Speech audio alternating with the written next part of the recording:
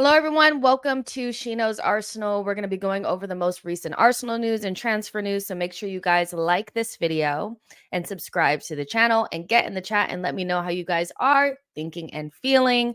I have a poll going. Who would you rather sign in January, Ivan Toney or Pedro Neto? Because that is the first port of call for today's show. So make sure you guys are voting on that because that is going to be a part of the discussion. And like I said, get in the chat and let me know what you guys are thinking. Some housekeeping.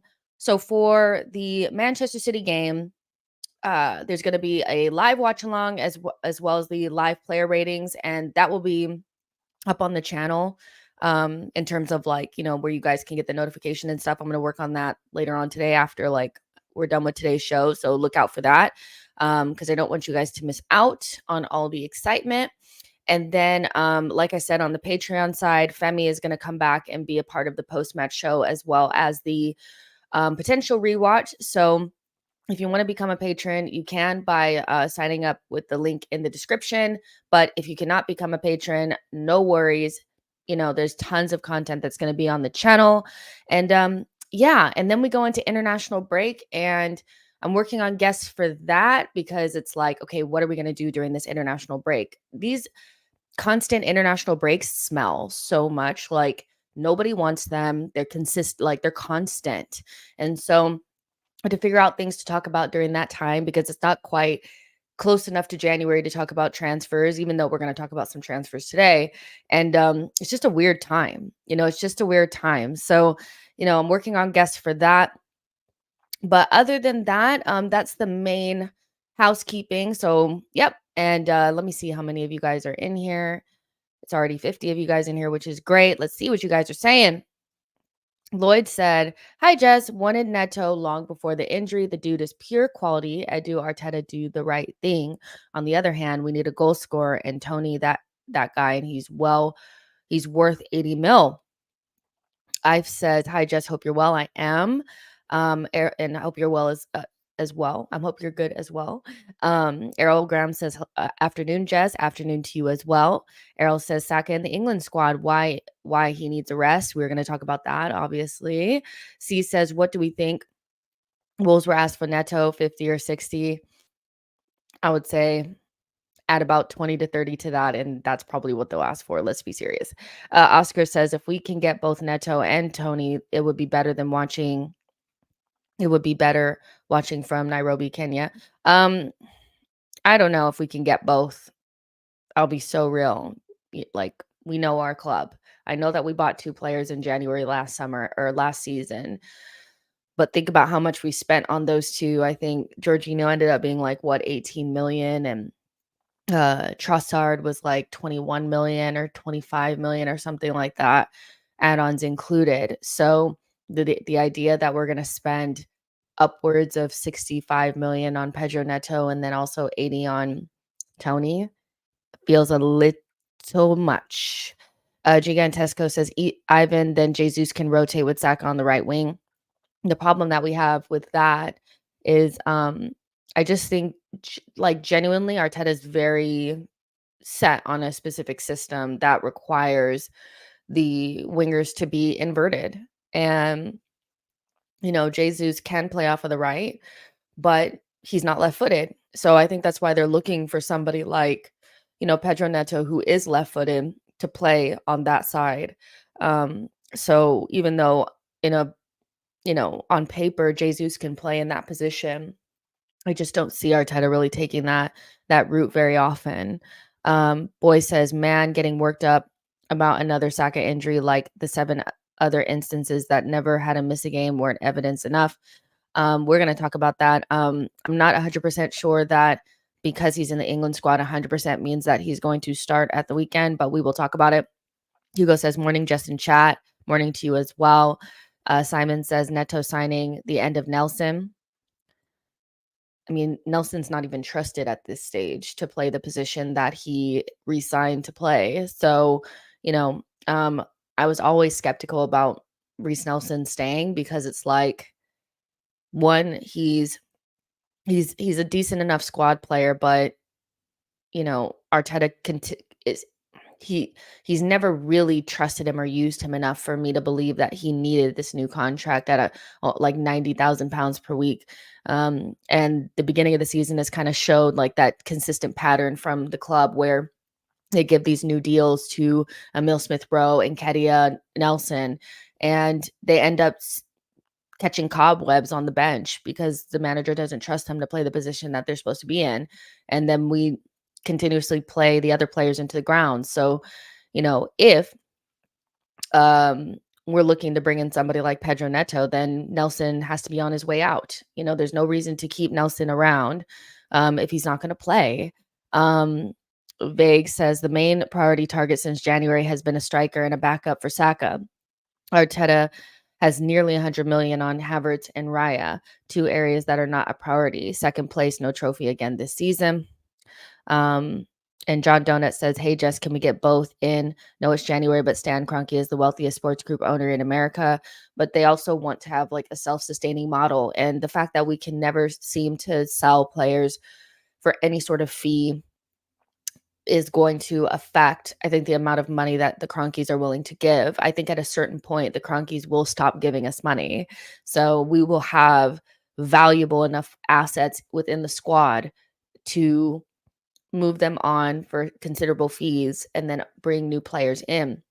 And I think that's the whole point of bringing young players in and building up their value, is that you'll be able to sell. And what I've seen early days from Arsenal is that you don't really want to have to sell your stars. At this stage, if we wanted to sell Saka or Martinelli, we would get a shit ton of money for both of them, right?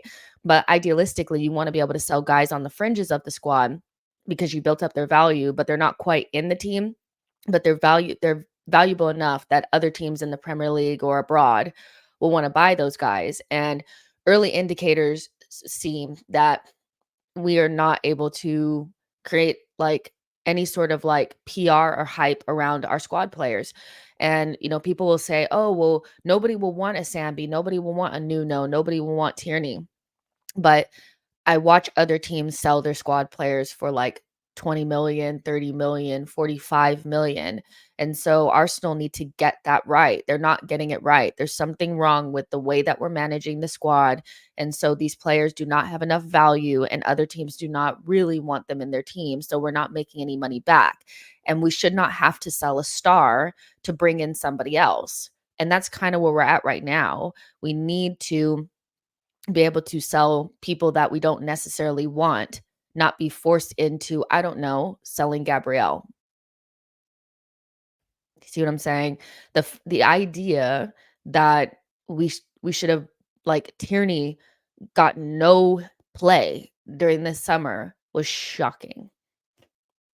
That is not a bum. Like, the thing is like we've seen other injury prone players go to other clubs. So like, good example would be Pulisic and Ruben Loftus-Cheek. Both of them ended up at AC Milan for 25 million, 22 million, something like that. Both of them are injury prone.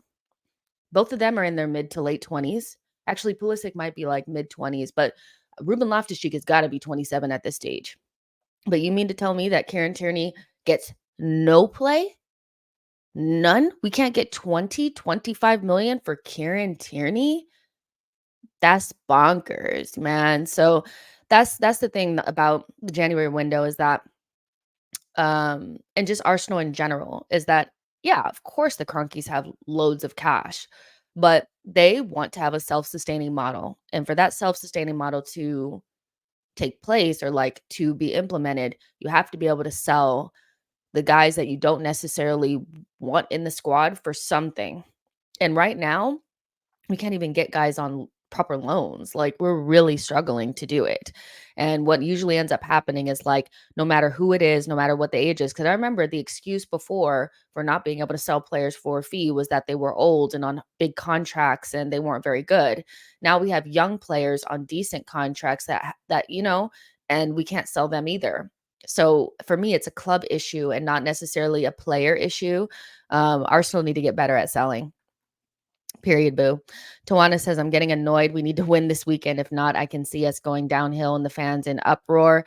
I mean, the thing is that, like, it's Man City. And so the likelihood of Arsenal beating Man City is very slim, no matter how good we are. We were very good last season and we got beat very well in both games. So the idea that this Arsenal that's not quite clicking, that has tons of guys out or injured, is going to miraculously show up and beat a team that we have like a weird mental block against. Um, there's a big chance that we go into the international break with the loss. Like, it's Manchester City. We just don't have it. You know what I mean? Let's see. Um, let's keep going. Let's keep going. Vague says, we've been awful at selling players since the RVP days. Boy says, I don't want to be that guy, but we probably should have done the ESR Mudryk swap with Chelsea. Yeah, I mean, people were like, no, no, no, no, no. And I was like, I was the same as you, boy. I was like, you know what? Like, because for me, the as much as here's the thing about Emil Smith Rowe is that I think he's talented, but players like Emil Smith Rowe are going to need playing time. And the fact that Arteta has bought two players to play in the position that Emil Smith Rowe plays in leads me to believe that he does not rate him. He can say everything he wants to say in press conferences about everybody loves him, he's popular, he has to show that he's an important member of the squad. But if I'm holding space for a player in my team that I really rate, I'm not going to buy a 65 million havertz to play in that position, or Vieira. I'm just not. I'm going to hold, I know I'm going to sell Granit Xhaka. I know I've been waiting for Emil Smith Rowe to come off of this injury. So I'm going to leave that spot open for him to step into. Emil Smith Rowe needs a run of games. He needs like 4, 5, 6 games on the run, uninterrupted, in order for us to really see what he can do. But he's never going to get that under Arteta. I guarantee it. Unless we have an injury crisis, Emil Smith Rowe is not going to be trusted to play that position for 5 or 6 games uninterrupted. And so, knowing that he needs those minutes in order to become the player that he's going to be, young players need minutes. They do. I would just prefer to move Emil on, because he's not going to be useful to us. And at a certain stage, his value is going to drop considerably. He won't be a promising potential young star. He's going to be some guy that's been sitting on Arsenal's bench for too long. So for me, I thought that, maybe we should have considered it. Because Mudryk is a player that we desperately need, or a player of that profile. We need somebody with some speed and some athleticism. And just imagine if we had, I know he hasn't played well at Chelsea, but I don't know who needs to tell you guys this, but Chelsea don't do well with attackers anyway. I do believe if he came in January under Mikel Arteta, he would have done a lot better. I just think the whole was going to Arsenal, then going to Chelsea in the mud, all that kind of stuff really stopped him from progressing. I still think there's a very talented player there. I would have done the swap. Because Emil is not going to do anything for us, because he's never going to get the playing time in order to make it work. But do we need another attacker? Hell yeah, we do. And we need somebody with some speed, because right now, without Saka and Martinelli, we have no speed up front. We have none. It's wild. So let's go ahead and get into it. Love you guys so much. I know some people are like, why do you sound so down? These are the first words I'm really speaking. So it's more just Bella was barking all night. So I was up all night, and then I overslept. I woke up at 7:15, and and then I had to set up the stream and all that kind of stuff. So I'm not down. I'm in a good mood. Don't worry. There's 150 of you guys in here. Make sure you guys like the video and subscribe to the channel. Let's go ahead and talk about Pedro Neto, because that deal seems to be back on. And you guys are probably like, back on? It was never on in the first place. Arsenal were interested in Pedro Neto 2 seasons ago when we went after Rafinha. After we couldn't get Rafinha, we wanted to get in Pedro Neto. But in regards to what's going on right now, Arsenal are back on the trail of Wolves winger Pedro Neto. Arteta is keen to bolster his forward line, and the Wolves and while Wolves would be reluctant to lose Neto, their ongoing financial fair play issues mean a sizable transfer offer would put that resolve to the test. And so this is not new. Arsenal had asked about Pedro Neto over the summer. And so if Wolves do have financial fair play issues and they need to sell somebody, Arsenal could go in there with a decent, offer and probably get Pedro Neto in January. But when we say a sizable offer, when I'm thinking sizable, because again, they were asking for 60 million the first time when he was broke down, like injured. They wanted 60 million. So in January, when he's their only like goal scorer creator, we're talking 80 million, especially with the comp of Mudryk out there. So anybody that thinks we're going to get Pedro Neto for 50 million in January, we're not. We're not. It's going to be a big fee, and it's probably going to be the only signing that we make in January. You're not going to buy Toney for 80 and Neto for 80, especially with our inability to sell. So it's going to end up being one or the other. And I just want to read out the original. This was from August 21st, 2022, where David Ornstein had, put out a report saying Arsenal's transfer priority is Pedro Neto. Discussions for over a month. Arsenal to George Mendes, Mendes to Wolves. Wolves don't plan to sell the 22-year-old winger yet. Arsenal can't spend excessively, so deal is not easy, but interest is concrete and unanimous. Unanimous. Girl child. I need some more coffee. I said unanimous. Unanimous. That cracked me up. That's not a hard word to read. It's just not. The struggle is real.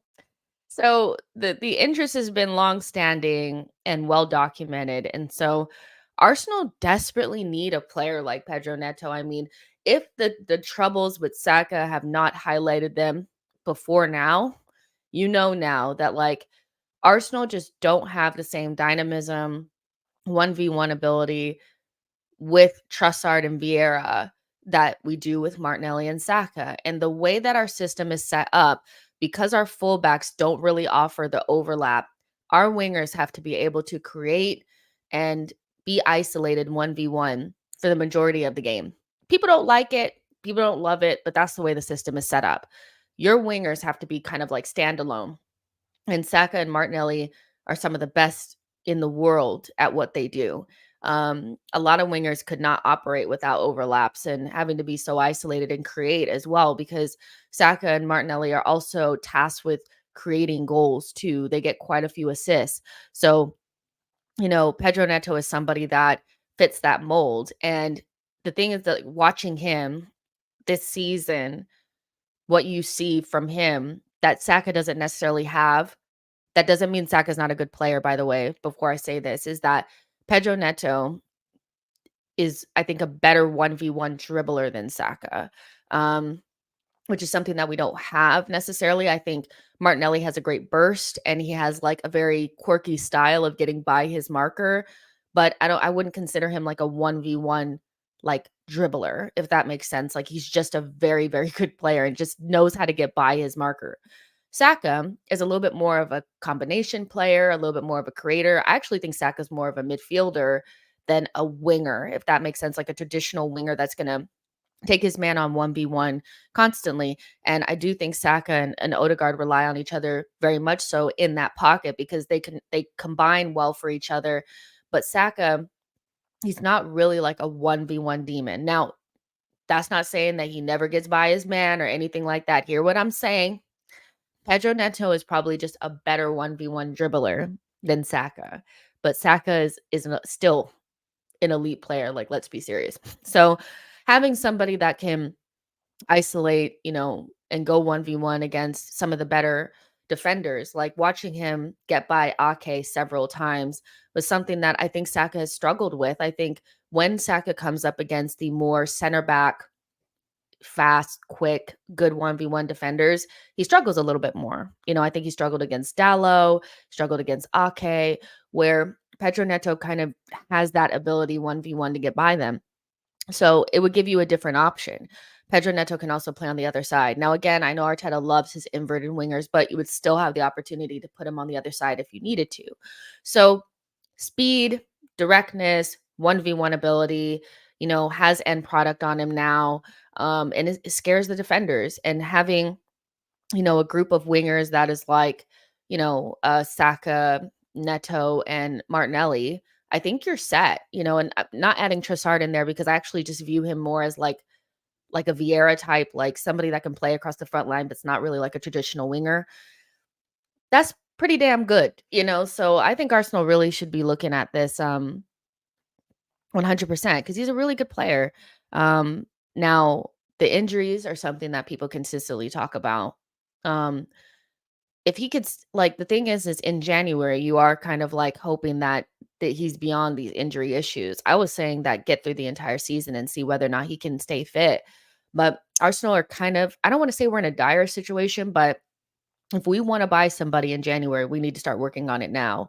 So we may not have the luxury of being able to wait the entire season to see if he is fit enough, or can maintain his fitness. So it's a little bit of a risk, but at the same time, he looks better than he's pretty much ever looked.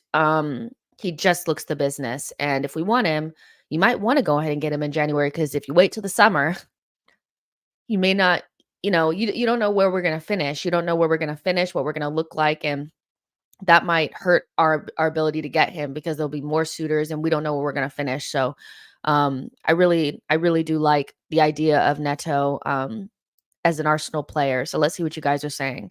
Prime Henri says Neto is like Dembele and St. Maximum, great dribbling, but where's the end product? Toney all day for me. Well, if you're looking for end product, Neto has the most assists in the league right now. He has 4 assists and he has 1 goal. So that is end product for a winger. That's better end product than like 90% of the wingers in the league so far. Neil says Liverpool will be knocking on the door if they lose Salah. Exactly. And, Liverpool for me are going to finish comfortably in the top 4 and probably are the closest to challenging Manchester City. So, they will be a good option for him. So, we need to kind of use the little bit of like, we're in Champions League, we're fighting for the title, maybe a little bit of you're an Arsenal fan. Come on, come on, come on, and get him over here because in the summer, who knows where we'll be. Um, let's see. Prime Henry says fair enough, but historically his numbers aren't great. But he's a young player. He's a young player, and I think young players do take a little bit longer to like. I think Martinelli and Saka have also like skewed what people think young players are like. It takes a while to kind of like build up that consistent end product. We've been spoiled by Martinelli and Saka, and they also it's because they've been playing for from a young age consistently. I do think that they've kind of skewed what young players are kind of like. He also missed an entire season with a knee injury. But this season, he's showing in a dead Wolves side, a Wolves side that traditionally does not score any goals. Like, I still do not understand. Like, since we've known Wolves, since they've come up from the championship, what have we been saying?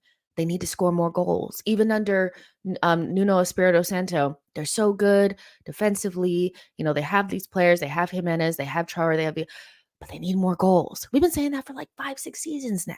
Where are the goals? And so I come into the season again with no goals in the team. But the only guy that seems to be able to create anything is Pedro Neto. So I take all that into consideration, his age, the fact that he missed an entire season, and it takes a while to develop that consistent, like end product. And so he still needs development, but who else has it? I look at players like Matoma. I don't necessarily feel like he's like, I mean, call me when you score 15 goals, buddy, because Martinelli is already done that. He's a great player, but people don't talk about his end product, which isn't like outstanding at this stage. He's 26, so I think Neto has a very high ceiling, especially if he could stay fit. Harry says, if our form continues, we need Neto and Toney. I'm still hopeful our backups can find their form. I feel like ESR is about to pop and go on a goal scoring spree. Not sure if that changes things. I mean, the only way that ESR is going to get that is if he gets the playing time. And, I was talking to some of my friends about this yesterday, and I was like, he just needs a run of games. I would be open to Emil Smith Rowe playing like 5 or 6 games in a row. And just seeing what happens. I bet you he scores a couple of goals. It cannot be any worse than what we're seeing now. And I get that off the ball, Emil is not that great. But at the same time, like none of the players that we have playing in that role are perfect fit. at this stage. Vieira is probably maybe a little bit too lightweight or inconsistent. Emil Smith Rowe has what we need going forward, but maybe lacks a little bit of the off the ball stuff. And Kai Havertz is whatever he is. He's decent off the ball, but really lacking confidence going forward. So why not try something else? Like, I would love to see Emil Smith Rowe get a run of games. Because I agree with you. Like, he's probably just about on the edge of scoring a goal or two, and we need those goals. Like, we cannot survive without the goals from that left center mid position. And I don't care what people say. Like, they keep trying to convince me that that role has changed or the definition of it is different. But we did not buy Kai Havertz to win duels, make bad tackles, and get yellow cards. We got him because he was supposed to be an upgrade in terms of like productivity, goals and assists than Xhaka. When Mikel Arteta before last season told Xhaka, like, if he doesn't score goals and get assists, he'll get somebody else that can. So you would imagine that the player that we spent 70 million on would need to score goals and get assists, but people are trying to convince us otherwise. Emil Smith Rowe is at least going to do that for you. And he's showing that he really wants to be here. And I think you have to reward players sometimes.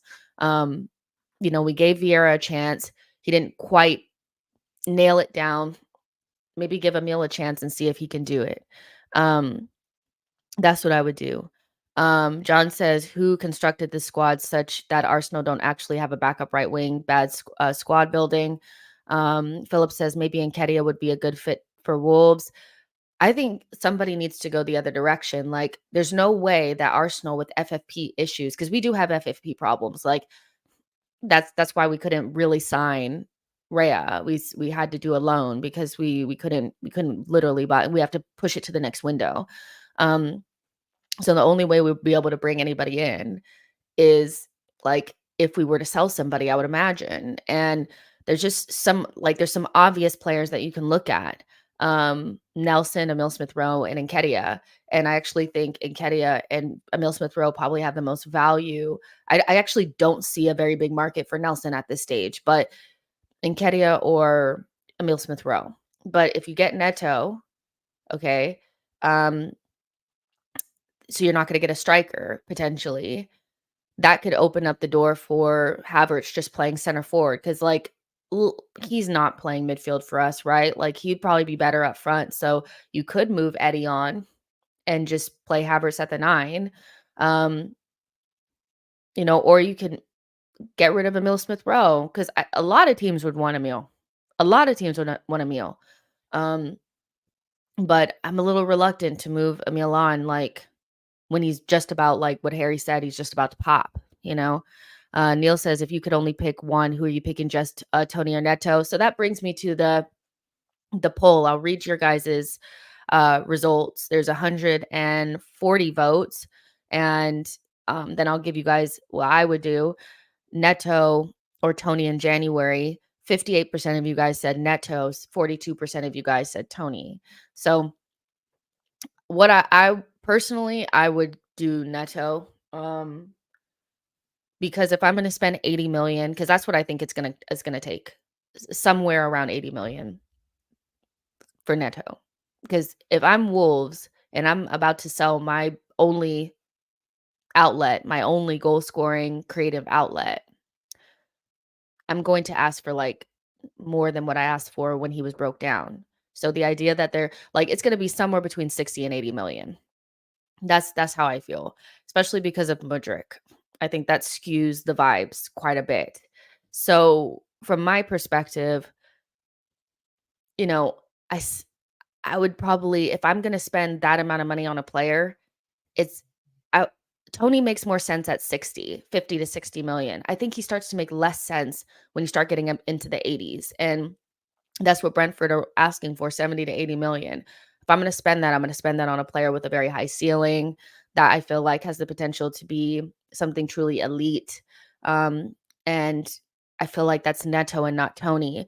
And I also feel like if you look at the market, if we miss out on Tony, will there still be options in the summer that we can go after? Yeah, there will be. And I think less teams that we're going to be competing with will be looking for strikers. So if you look at Liverpool, Man City, Man United, none of them are going to be looking for um, strikers in the summer. So whoever's there, we're going to have a very good opportunity to get them in the summer. Now, when you start to look at the teams that are going to be interested in bringing in a right wing, Arsenal will be looking for a right wing. Um, Man United are probably going to be looking for a right wing. Like you guys already said, Liverpool will be looking for a right.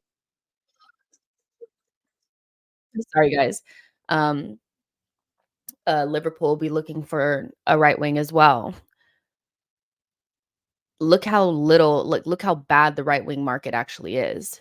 So not only will there be less options, but we'll be competing against other teams that have the same resources and are potentially in a better position than we are. So I'm just looking at it from the standpoint of like, this might be our only option to bring in somebody of Neto's quality almost unopposed. And so we need to do that because there will be other strikers available in the summer and not as much competition.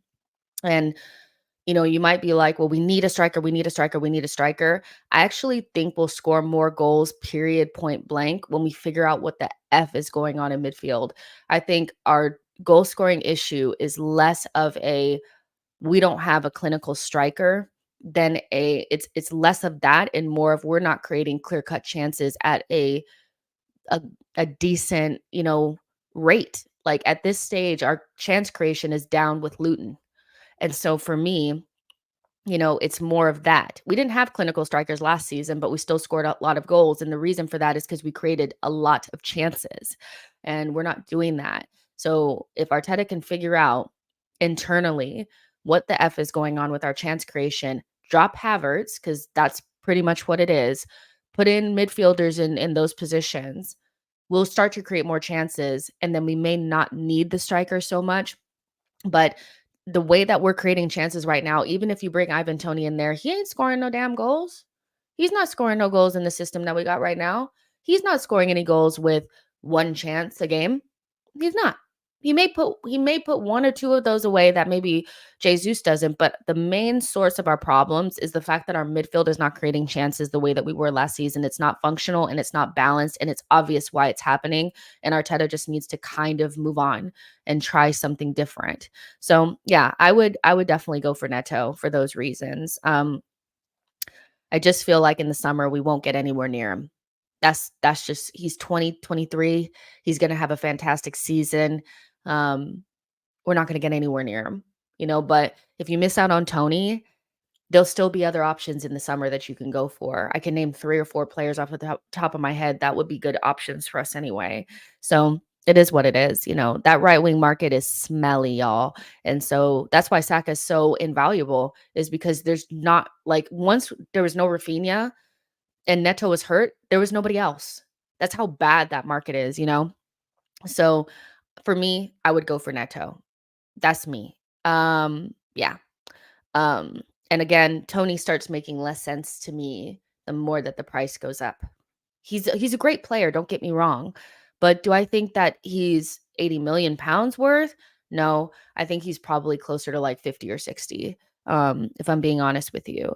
Um, Let's see. Mark Neighbor says we have no clue of the situation with Wolves and FFP. Yes, we know it's bad, but we do not know the levels are going forward. They sold Neves for peanuts. You get Neto for 50, 60 is my guess.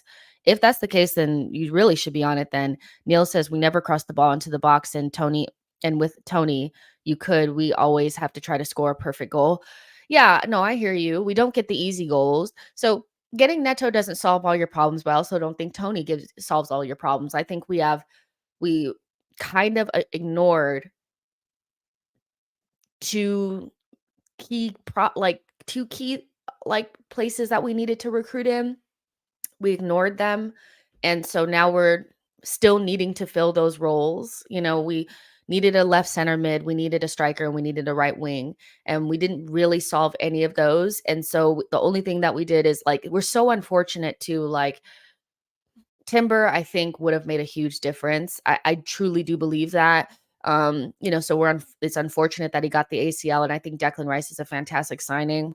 But we needed to bring in 2 other players, and they needed to be either a left wing, or sorry, not a left wing, a left center mid, a striker, or a right wing. And we did none of those. And so now they're still there and we're in the season. We probably don't have enough money to do all of them. So Arsenal need to figure out which one is going to be the best. What can we do? We'll probably only solve one of them. I think we can solve left center mid internally, and I think we can. I think we can solve left center mid, not at the like not exactly what we want to do, like not it's not going to be like Madison Soboslai levels of like what we want for that position, but I think we can solve that internally. Striker and right wing are two positions that we can't solve internally. So Arsenal need to figure out which one is going to be the best. I just cannot see us doing both. I just can't. I would love for us to be able to do both, but I cannot see it happening. So I think you have to go with the player that I think, has the highest ceiling and makes the most sense at a high price point. And also that you cannot afford not to get. You can afford not to get Toney. You cannot afford not to get Neto. Like there are no right wingers out there. Um, so yeah. Rala Jr. says, I've seen Toney walk in the second half. He's a good presser, but I think his engine runs out quickly because of his build. Harry says, Eddie plus 40 plus, wait, Eddie plus 40 for Toney. You know what? Like Eddie going to Brentford and Toney coming the other way makes so much sense. Like if Eddie can be some sort of make way, you know, I think that makes total sense. And people, oh, Brentford, why would they want Eddie? As much as I don't think Eddie's good enough for Arsenal, I do think he can play at a mid-table Premier League side, you know? But yeah, I think in order to bring another striker, maybe Eddie does need to move on anyway. So, we'll see how that goes. We'll see how that goes. But Arsenal are looking to bolster that front line. I think that's pretty obvious. Like they know they don't have enough. Jesus is playing more out on the wing than he did last season, which is a little bit of a red flag to me. I think Arteta being so okay with Jesus playing out on the wing and playing Eddie through the center is a red flag for me, in terms of like there's something going on there. Because like in no world would I play Jesus on the wing if I had a winger on the bench that I could put there. But Arteta thinks that's the right thing to do. And so I think that he doesn't view Jesus as enough of a goal scoring threat that he'd almost prefer Eddie there. That doesn't smell right to me. So we need to bring somebody in. Yeah, we'll see. CU says, hey, Jess, I would take Patino over ESR. Would you take Patino over ESR for the left center mid role? I like ESR so much, but Patino probably has more defensive awareness and is more of a natural number 8. Yeah, I mean, I think Patino for me, like, I said this not too long ago that like I think Patino is like the perfect prototype for a left center mid in terms of like you already said, the defensive awareness. He's more box to box, I think. And he can operate in midfield where I think Emil Smith Rowe is still more of a number 10. So he wants to be in and around the box and in the pockets where Patino can be a part of build up. Like he's more of a midfielder. That's what he is. So yeah, I think Patino would be a good option. I really want to see Patino integrated in next season, and we should see quite a few of our senior midfielders. One of Jorginho or Partey, I think, will go, and El Neni has to go. So there should be a spot open for Patino there, and maybe he is an option at left center mid. We've just recruited so poorly there though. Like I just cannot imagine. I want to be a fly on the wall. The conversations that Edu and Arteta are having, and the planning team. Like, how can you have so many number 10s and so many 6s, but not a single number 8? How have we planned this way? Like, it makes no sense. So yeah, but we'll see. Prime Henri says, thoughts on who comes into the midfield 8 spot, ESR, Fabio, or Zinni? Partey, not exactly the creative answer some are looking for. So we'll definitely get into that. I want to do a predicted lineup or my preferred lineup. It's always a mixture of the two for the City game, but we have to talk about bukayo Saka first. So hold on to that thought because we will get to who should be playing in midfield next to Rice and Odegaard. That is the question. So we'll get into that. There's 215 of you guys in here. Make sure you guys like this video and subscribe to the channel. Saka has been called up to the England national team squad. So here's the thing. I'm not shocked by this. People are, oh, it's, Saka not, you think Southgate would? No, he's going to call him up. And I also think that that keeps Manchester City guessing for the weekend of whether or not Saka's fit or not, because you can be called up and then pull out. So there's still a chance that we get to international break and Saka does not go. But if Southgate doesn't call up Saka, then it makes it really obvious that Saka is not fit enough for Man City. And so it would not surprise me if Arteta and England were kind of like, you can call him up, see how he is, whatever. And then that keeps the mystery of who's going to play or not, or if he's fit or not, open. So it could just be as straightforward as his injury is not as bad as we think it is. And so he is going to go to the England national team, but he's also going to be fit for the weekend. But I also think there might be a little bit of mind games here. Saka, the constant conversation around his fitness, it's a lot. It's a lot. I think everybody knows how important he is to the team, and we talked about that yesterday. The amount of touches that he takes, how we lack creativity, how Odegaard maybe suffers quite a bit without Saka. He's so important because of how good he is, but it's almost to the detriment of Arsenal, because we should be able to feel confident resting Saka against Bournemouth, against these, not so great teams, and then him being able to be fit enough for Lens, be fit enough for City. But we played him the 3 games in a row, even though, he's been taken off in every single match because he's clearly not 100% fit. And so we have a little bit of an issue here. And I think the fact that we don't have an answer for it scares me a little bit. Like, we're so inflexible in terms of the way that our system is set up, and the way that it's like it has to be Saka because the route to goal is Zinchenko to Odegaard to Saka. Zinchenko has to do all the buildup. Odegaard has to do all this combining with Saka. And that is the way that we create goals, because we have to completely ignore the left-hand side this season. That's not going to work. We need to figure out another way. And it really sucks because Martinelli is also missing. Just watching clips of Martinelli, you also realize how much heavy lifting he does. I think he's so criminally underrated. We talk a lot about Saka, but we don't talk about how much we lose without Martinelli. No speed, no directness, no balance on the other side. He does so much getting us up the pitch. I mean, there's some individual things that he can do that nobody else in the team has. And I also think Gabriel Jesus suffers without Martinelli, because Martinelli is his buddy. Odegaard and Saka combine on the right, and Jesus and Martinelli combine on the left. And so there's so many combinations that have been broken through injury and recruitment that we're not really ticking the way that we were last season. The balance is just completely thrown off. But Saka, super important to the team, could be fit enough for City, but I'm almost feeling like he just kind of needs to sit this game out. I know we cannot win without him. That's the truth. We don't really, without Martinelli and Saka, I do not see how Arsenal are going to pose enough of a threat for this Manchester City game. I just don't see it. But is a 50% Saka, is that in him coming off at the 20th minute, is that worth it? Are we trying our luck? I don't know. So I'm worried. I am worried about it. I can't lie. Just because it's like, one of these days he's not going to be able to play the next game. And although people are, oh, well, see, you guys are just worrying over nothing. One day he won't get up.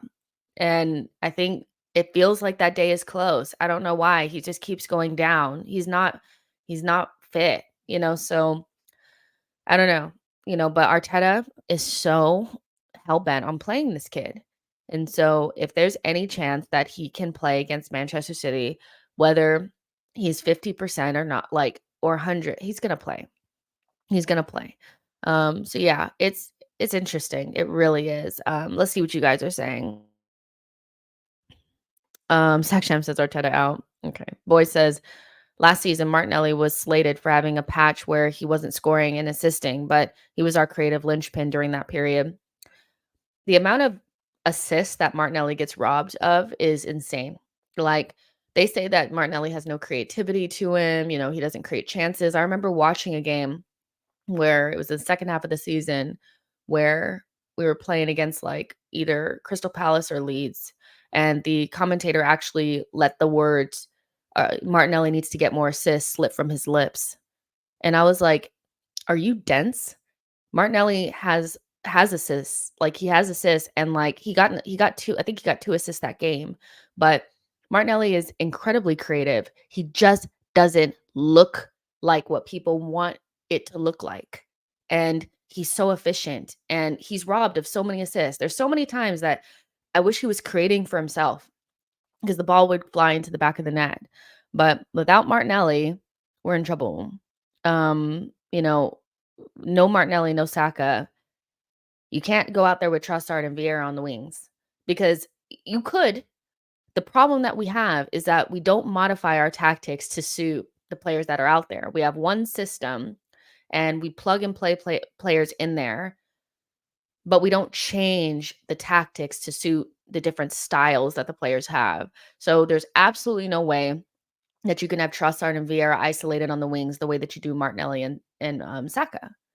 There's no way. They need combinations. They need something a little bit different. And so, yeah, like, I do think Trossard and Havertz can play on the same side like they did against Barcelona, but Havertz was going out wide and Trossard was coming central. But since the season has started, there has been no interchange. There has been no Havertz going out wide and attacking the space out there and Trossard coming central. It's just you play like Martinelli played. That's never going to work. Like, playing Jorginho as a single pivot is dumb. He has to play in a double pivot with somebody a little bit more like robust next to him. But we continue to do it because we are locked into this 4-3-3 when it inverted, one of our fullbacks inverted, a single pivot number 6, and 2 inverted wingers that are isolated on either wing.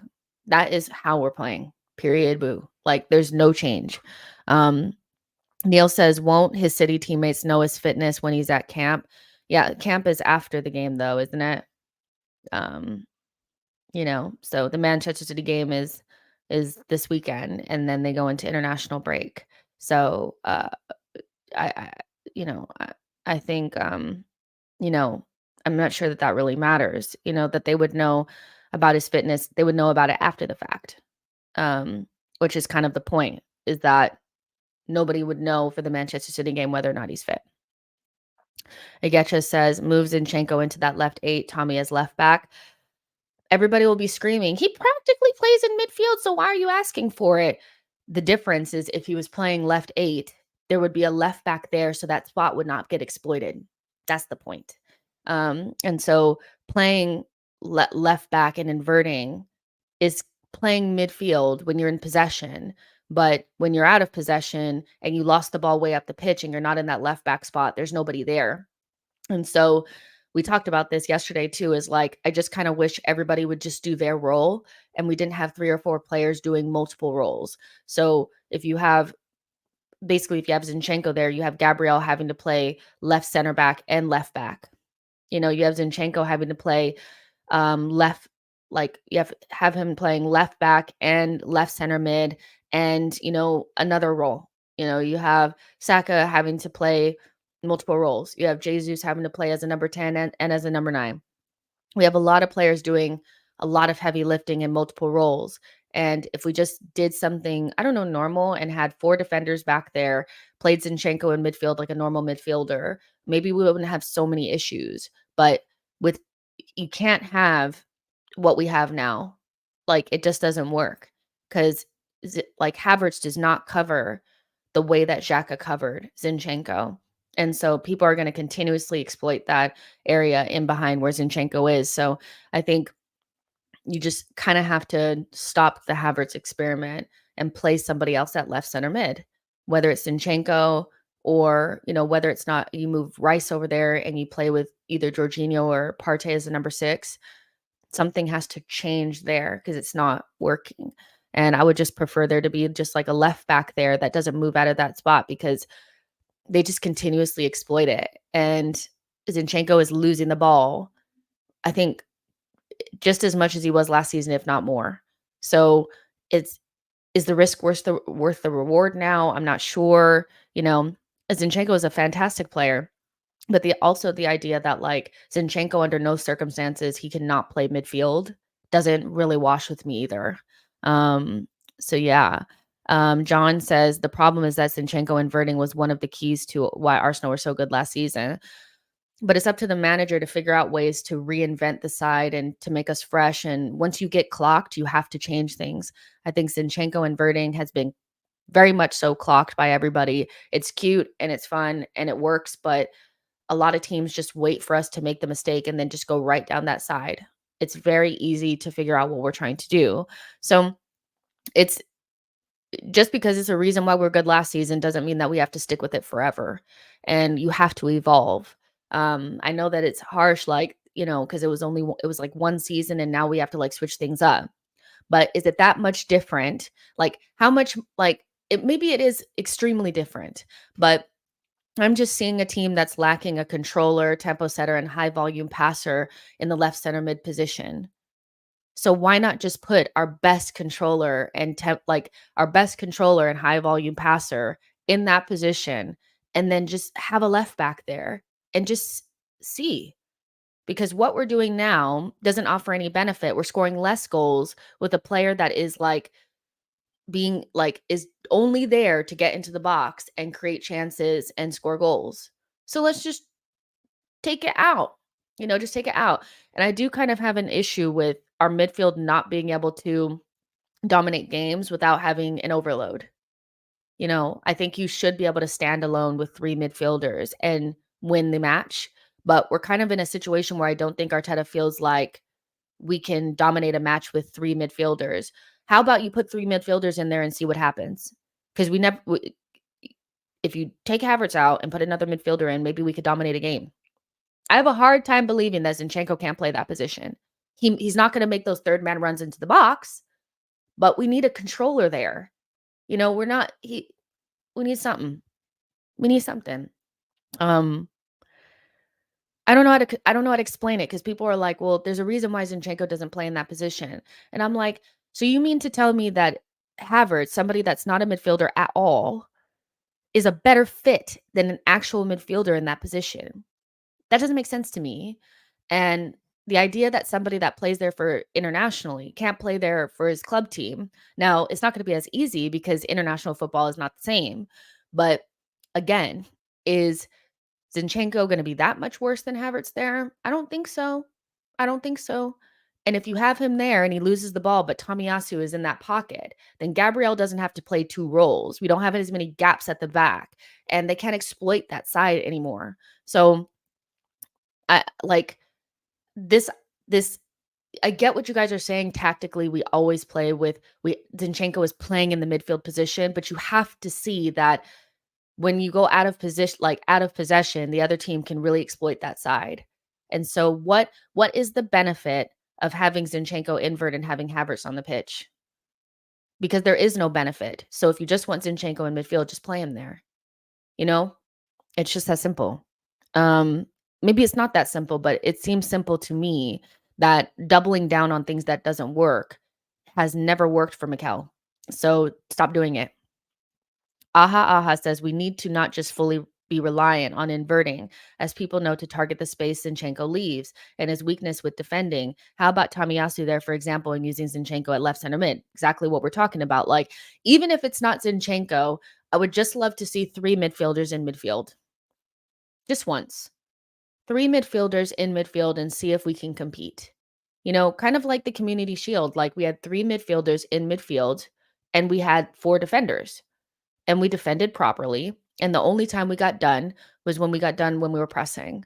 And they came down the pitch and they scored a goal. Fair enough. It's Man City. They're the best team in the world. And, we got done. But we created so many more chances in that game than I've seen us create in like this season. Do you see what I'm saying? And like we didn't put them away, but I still feel as though 3 midfielders would just be so much more natural to do in a left back than having all these, like, overcomplicating things, and you're overcomplicating it in a way where it's not even unpredictable anymore. Like, it's cute to try new things that are a little bit, like, quirky when they're unpredictable so that other teams can't figure out what you're doing. But everybody knows what we're doing, and it's also not working for us. So it doesn't really make sense to do it anymore. Um, Ivy says there's no point in doing the inverting now that we don't have someone that can play left 8, no balance on the left-hand side anymore. Exactly. Um, and we don't have anybody in our team that can play it, I think, in a way where it makes sense anymore. Like, we don't have a left center mid that is box to box and is just a center midfielder. They're all number 10s. They're all number 10s or forwards. So Zinchenko is probably, he's a number 8. He's a number 10, but he's a number 8. Like, he's a high volume passer and tempo controller. Just put him there. See what happens. At this stage, I just want to see that Arteta at least acknowledges that it doesn't work and tries something different. Because if I see at the weekend Rice, Havertz, and Odegaard in midfield, I just don't know if I can stomach it, because it's not going to work. We're getting beat badly. John says, I agree, but Arteta is capable of coming up with multiple effective approaches. This was mentioned on the Arsenal Vision podcast. If you guys don't, if you're not a patron of Arsenal Vision, like I'm a patron, and I like live by that podcast. It's so good and it's so insightful. It's fun. It's just the best. It's the best out there. And Tim made a point that, like, he doesn't want his manager making points with what he's doing with his lineups and things like that. And having like imaginary arguments with people online. And he was saying that in regards to the Saka thing of continuously playing him as making a point, even when he's not fit, playing him when he's not fit to make a point to the people online saying that Saka's not fit. Why are you playing him? He doesn't want that from his manager. He wants his manager to put the best team out there and just like win games, make a point by winning games, you know? And that's how I feel about doubling down on a system and a way of play and an overcomplicated system that also is like in balancing our team and players within it. I don't want a manager that doubles down on things like that when it's not working. I do want a manager that's going to suss out that, okay, this hasn't worked. Let's do something different and like fall on your sword and just get over it. But he's made so many, like, he's had too many interviews being super defensive about Havertz and why he bought him and all this kind of stuff that I just feel like he's in his own battle with, the naysayers. And instead of just putting the best team out there, saying your system doesn't work and figuring out something new, he's double, tripling down on it. And that's not a good sign. To me, that's not a good sign. I think you have to believe in your ideas, but at the same time, like, I'm more concerned about the effect that this system is having on like our good players than anything. Like, is it more important to make Havertz work or continue to play him to try to make him work? Or is it more important to get the most out of Odegaard, Saka, Jesus, Martinelli, Zinchenko? Is that the better thing? So whatever's best for them and the team should be what you're focusing on, not what's best for this imaginary argument you're having with the trolls online. I thought that was a really good point made by Tim, because I just think it's at this stage, it's just doubling down. Max says the discussion is far from over. A bad game doesn't constitute a fait accompli. We have multiple goal scoring opportunities to finish in that Lens game. Philip says it's for the build up. 3-2 is how City build up, and now even Liverpool. We can sometimes build up in 4-2 with Raya. It's about having an extra attacker to break low blocks. That's fine. That's fine, but you don't have to do it with Havertz. We can still do it without him. Like, just, you could still invert with Zinchenko and play 3 midfielders in midfield. So even if you want to continue on with the system, change the personnel. Change the personnel. Like, we had 3 midfielders last season.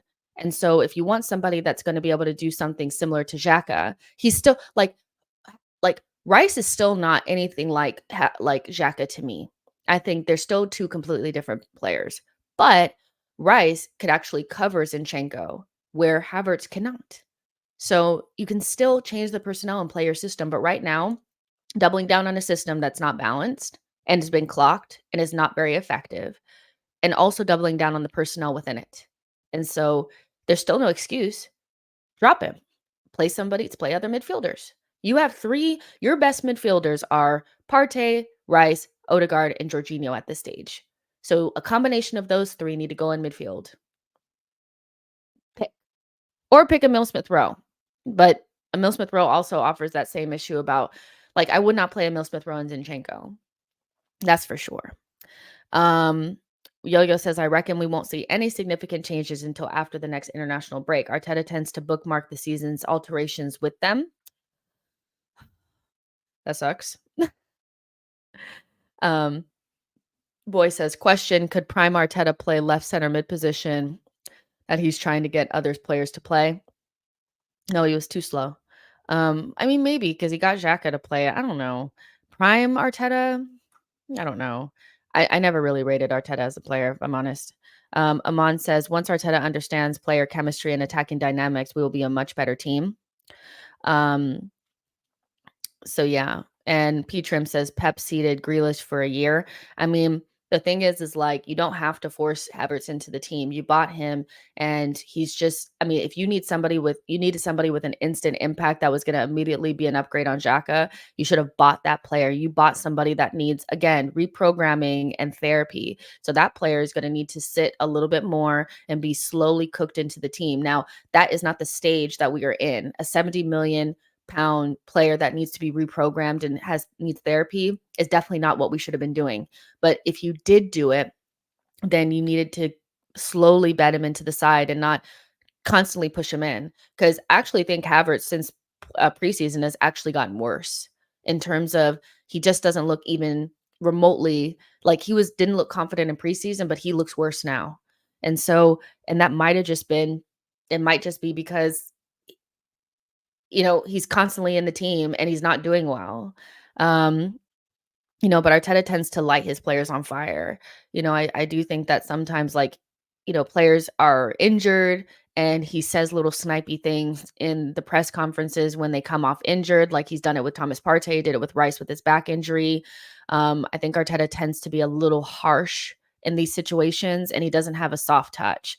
And how could you buy Havertz and not have a soft touch? The guy is just, he's not built to be grown in, he's soft, so you need to bed him in.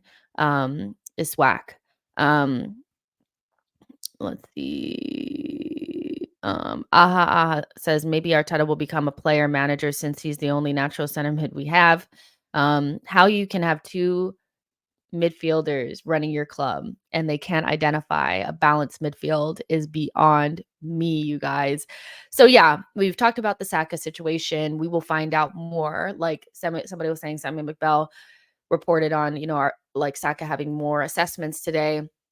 So there's no clear indication of whether or not he's going to be fit enough for City, but he did make the England squad. So either it's a little bit of mind games to keep Manchester City guessing, or he truly is going to be fit enough to play in that match. Now, when we talk about fit enough, what I'm talking about is he's walking. So if he can walk, Arteta will play him, and so maybe he is going to play.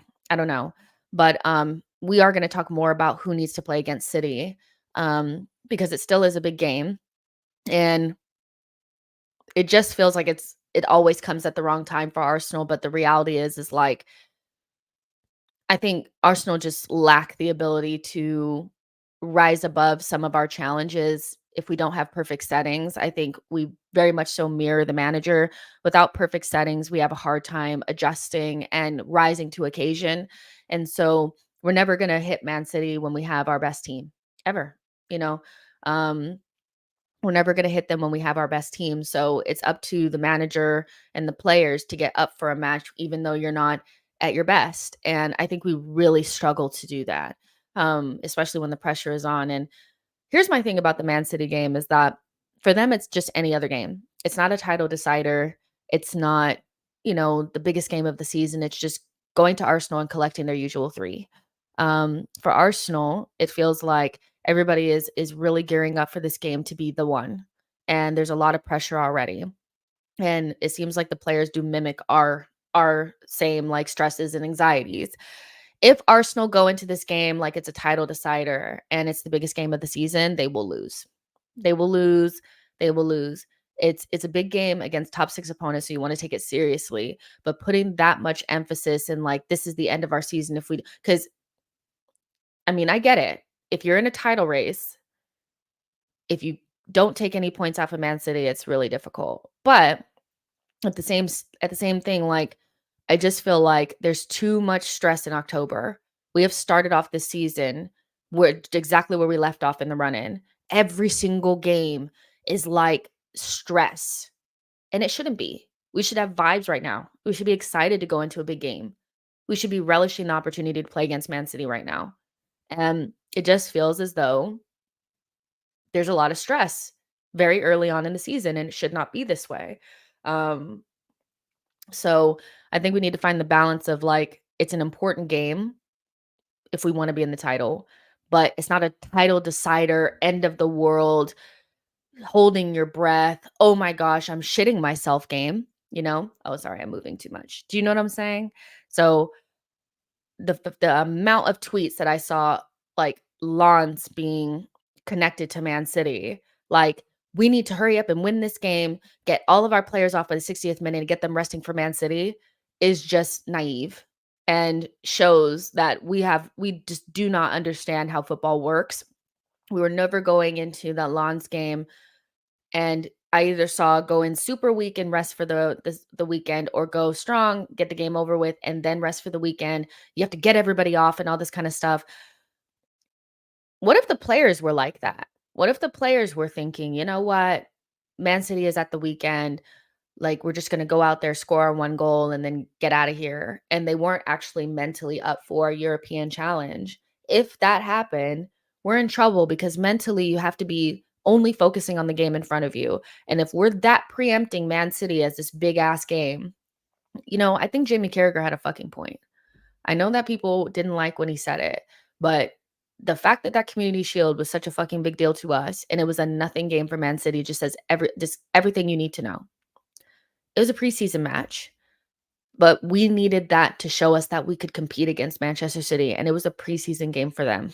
They go into the weekend as if it's just the game against Arsenal where they collect their usual 3, and we're going into it, against Lens, we're already thinking about the Manchester City game. Do you think they were thinking about the Arsenal game when they were playing against Leipzig yesterday? No. Like, we're just so emotionally, like, out of whack. You could just tell we ain't never been here. We've never been anywhere before. And so this game, I think the main reason why we never get up for Man City and why we always kind of like just give the goals away and just give them 3 points is because the game always means too much. Even when we're not in a title race, it means too much. It's the game that's going to show whether or not we've closed the gap. It's the game whether or not it's going to show that we're a good team. It's the game we're going to show that we can compete with the best. It's just another fucking game. It's just another game. It's just another game. So I'm done. I'm done. I just feel like we're too hype for every single match. And every game is the Champions League final. And right now we should just be focusing on collecting 3. I think at this stage, even with injuries, we should be looking towards obviously beating City, but making sure we do not lose. And play with some level of freedom. This team does not play well when they don't play with freedom. And they don't play with freedom and fun and confidence. They are just a completely different side. And I have not seen any vibes, any fun, any lightness from this team. They look very weighed down by expectation, anxiety, and stress. And for it to not is be October and for Arsenal to already be in the stage lets me know that mentally we probably have not let go of last season. That is just like the fans haven't either. Being in the stadium for Fulham and Nottingham Forest, it was very, very, very clear that the scars were still there. And so maybe I'm expecting too much for the team to be able to just shake it off. But you're not going to win and play your best football if your ass is tight. You need to relax. You have to believe that, you know what? Even if we don't beat Man City on this day, that we're going to go on a run after this. You know, every game cannot be Champions League fucking final. And it's felt like that the entire season. It's nuts to me. We're too wired up. Like we need to relax, you know. Sometimes I wish like I like Arteta, but sometimes I wish we had a manager more like Ancelotti that was just a little bit more vibes and confident and comfortable because I just feel like our team is too uptight and we need to relax. We played our best football for the first half of last season when we were just relaxed and having fun and felt like, if we didn't win against Manchester United, it didn't take us out of our stride. We just went on another run. This season, I'm not sure we can go on another run because we just don't look we don't look it. We don't look the business right now. So fuck, so yeah, but just relax. So this is a the score 3-2 City. Um, yeah. So obviously the big storyline for this game is both Manchester City and Arsenal potentially not having their best player available to them. No Rodri and potentially no bukayo Saka. And so, there's already been this narrative set that if you can't beat Man City without Rodri and Kevin De Bruyne, when will you do it? I don't know. I don't know if I expect us to win this game. I just don't feel like it's really about who we have out there on the pitch and who they have out there on the pitch necessarily. I think we could have our best 11 out there and still look like a team that has a inferiority complex and a mental block against this side. We kind of broke through that with Liverpool last season, but we haven't quite been able to do the barrier. I don't know if it's because our manager came from Manchester City and maybe he has them scared to death of the team. I also think we try to out Pep. That's just you'll never beat them playing the way that they play.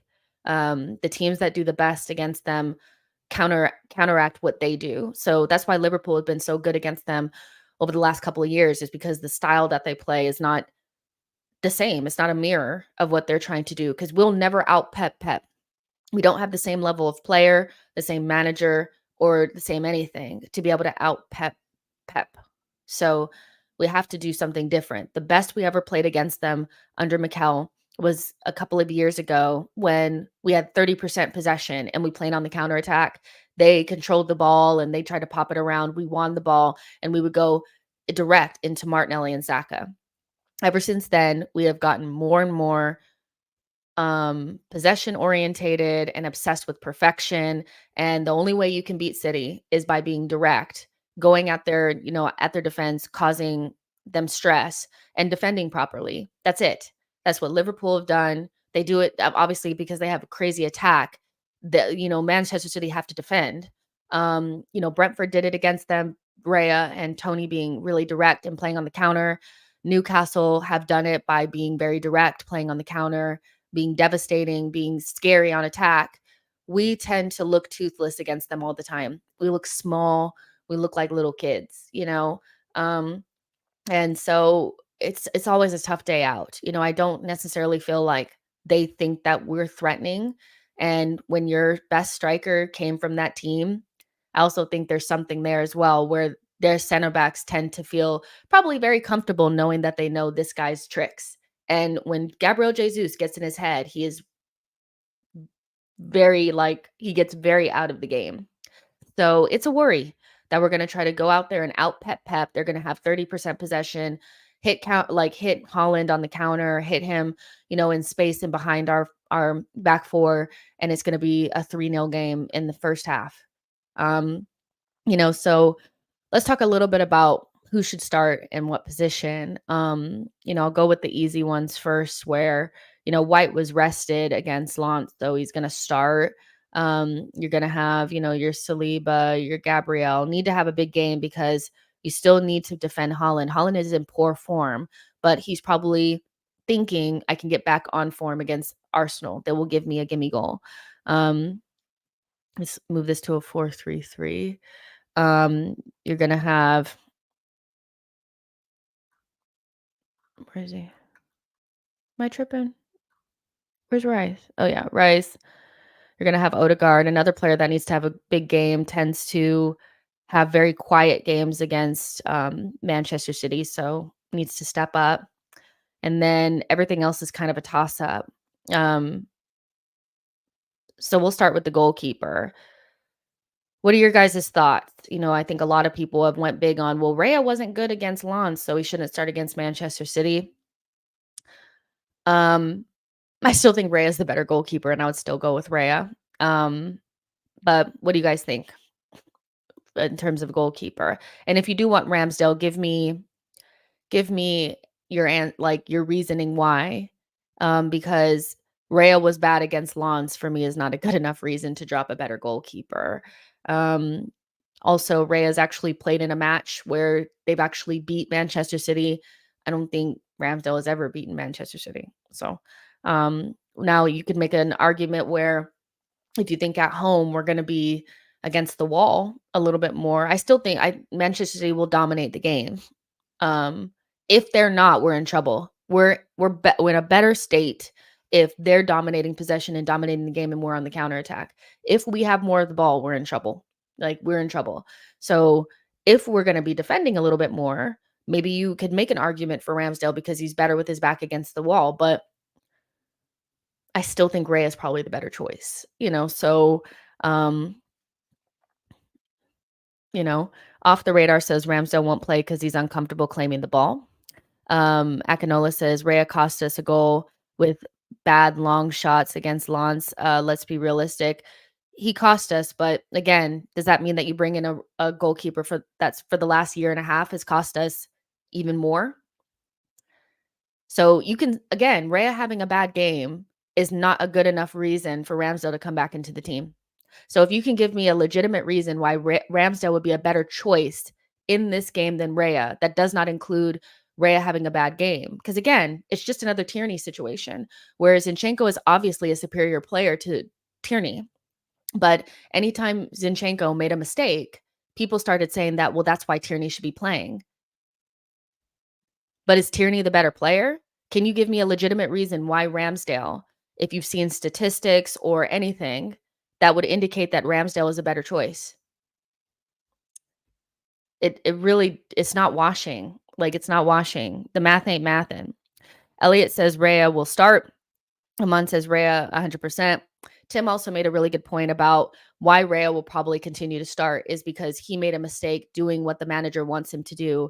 And Ramsdale had started kicking the ball long constantly instead of playing the ball out of the back and trying to do what the manager was asking him to do. And that's that's a big reason why he's been replaced, is because as the season got more pressurized, he stopped trying to play out of the back. Remember, we were like, what happened to his passing? He doesn't do his sidewinders anymore. He doesn't pass in between the lines anymore. And that was because he decided he'd gotten picked off a couple of times. And instead of being brave, he, decided, I'm just going to kick it long.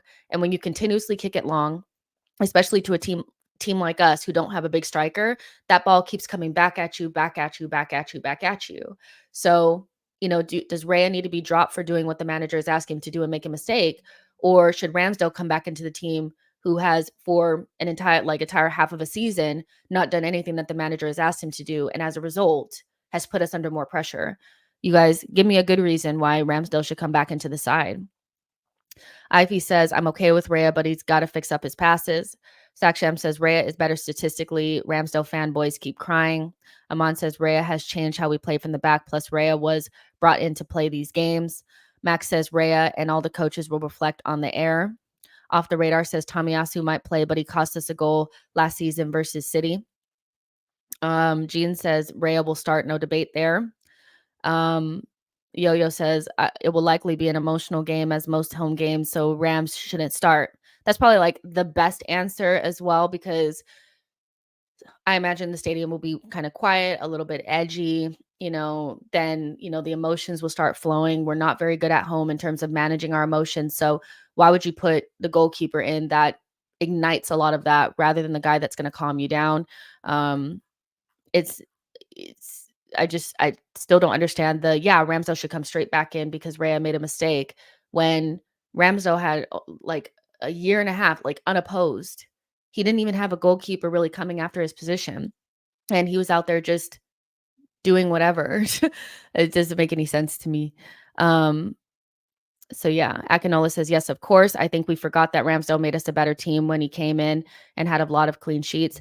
That quickly ended once he got the spot from Leno. Like again, like there was an entire season where he had Matt Turner behind him and he just fell off, So sometimes it's not about what you did for me before, it's what have you done for me lately. And lately, Ramsdale has performed like the worst goalkeeper in the league.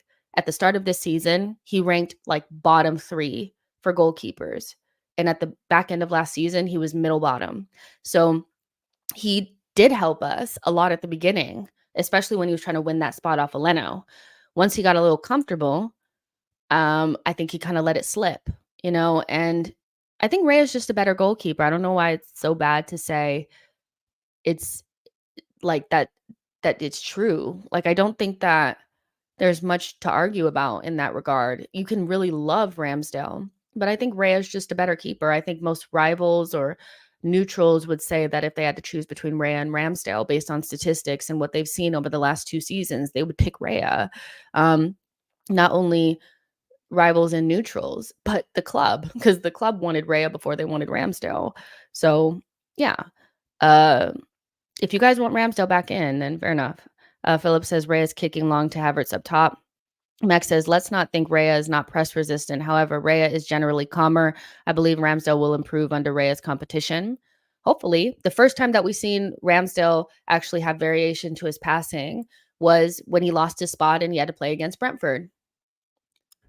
So all that went away when he was uncontested back there. So I mean, hey, it's Raya for me. But again, he has to have a good game. He needs to calm down. He needs to, not make those unforced errors like he made. Like, I'm not saying that he didn't make those mistakes. I just don't think you should drop the better goalkeeper because he made a mistake that you've seen Ramsdale make 5,000 times. Or not even attempt because he's just kicking it long. So we have the left back situation. We could either start. Here's the thing: is that we know we're gonna have to deal with Doku, and Doku is probably gonna. He's been playing off of the left hand side primarily, but I would imagine that even Pep would be open to putting him on whatever side Zinchenko is on. I'm very apprehensive about playing Zinchenko in this game. I just feel as though, they're gonna know exactly what to do, in order to exploit that side worse than anybody. I'm very apprehensive about Zinchenko starting. I actually think Tomiyasu should start, and just make us harder to beat and just play 3 midfielders. Like, I love Zinchenko to death, but I just feel like I don't know why.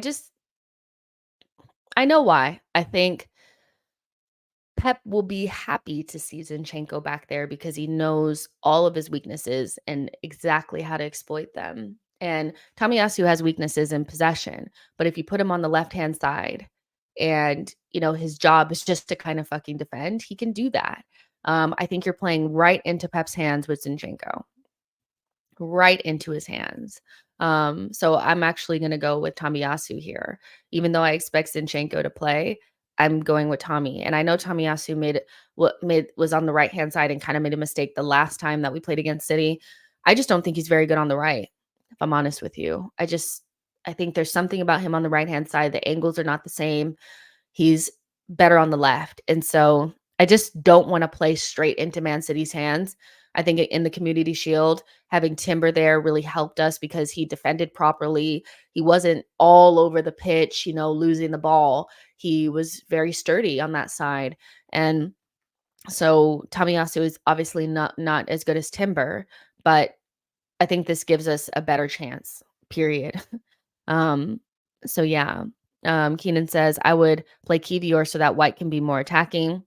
Aman says either play Tommy left back or center back, not right back. Martin N says we should play Kivior. Playing Kivior against Man City is a little bit of a jump, isn't it? From like no playing time whatsoever, not even in midweek, to Man City. It's a little much for me. I think Kivior does need more playing time, but would I give him this big game? Nah, not for me. Let's see. Gene Kelly says Doku will have Zinni on toast. I don't know. Go for Tommy this game. I'd fancy Zinni at left 8 for this game, honestly. Yeah. Daniel says if Tommy plays, we are definitely conceding possession to them. With no Rodri, we should try to keep the ball with Zinchenko. You can keep the ball, better in possession if you have three midfielders in there and you don't have a forward playing in left center mid. I get what you're saying, but at the same time, like we will be defending a little bit more than we probably are used to. So for me, I do think this is the kind of big game where you want to shut the back door. Zinchenko can just play midfield, or we can just play another midfielder in there that can help us keep possession.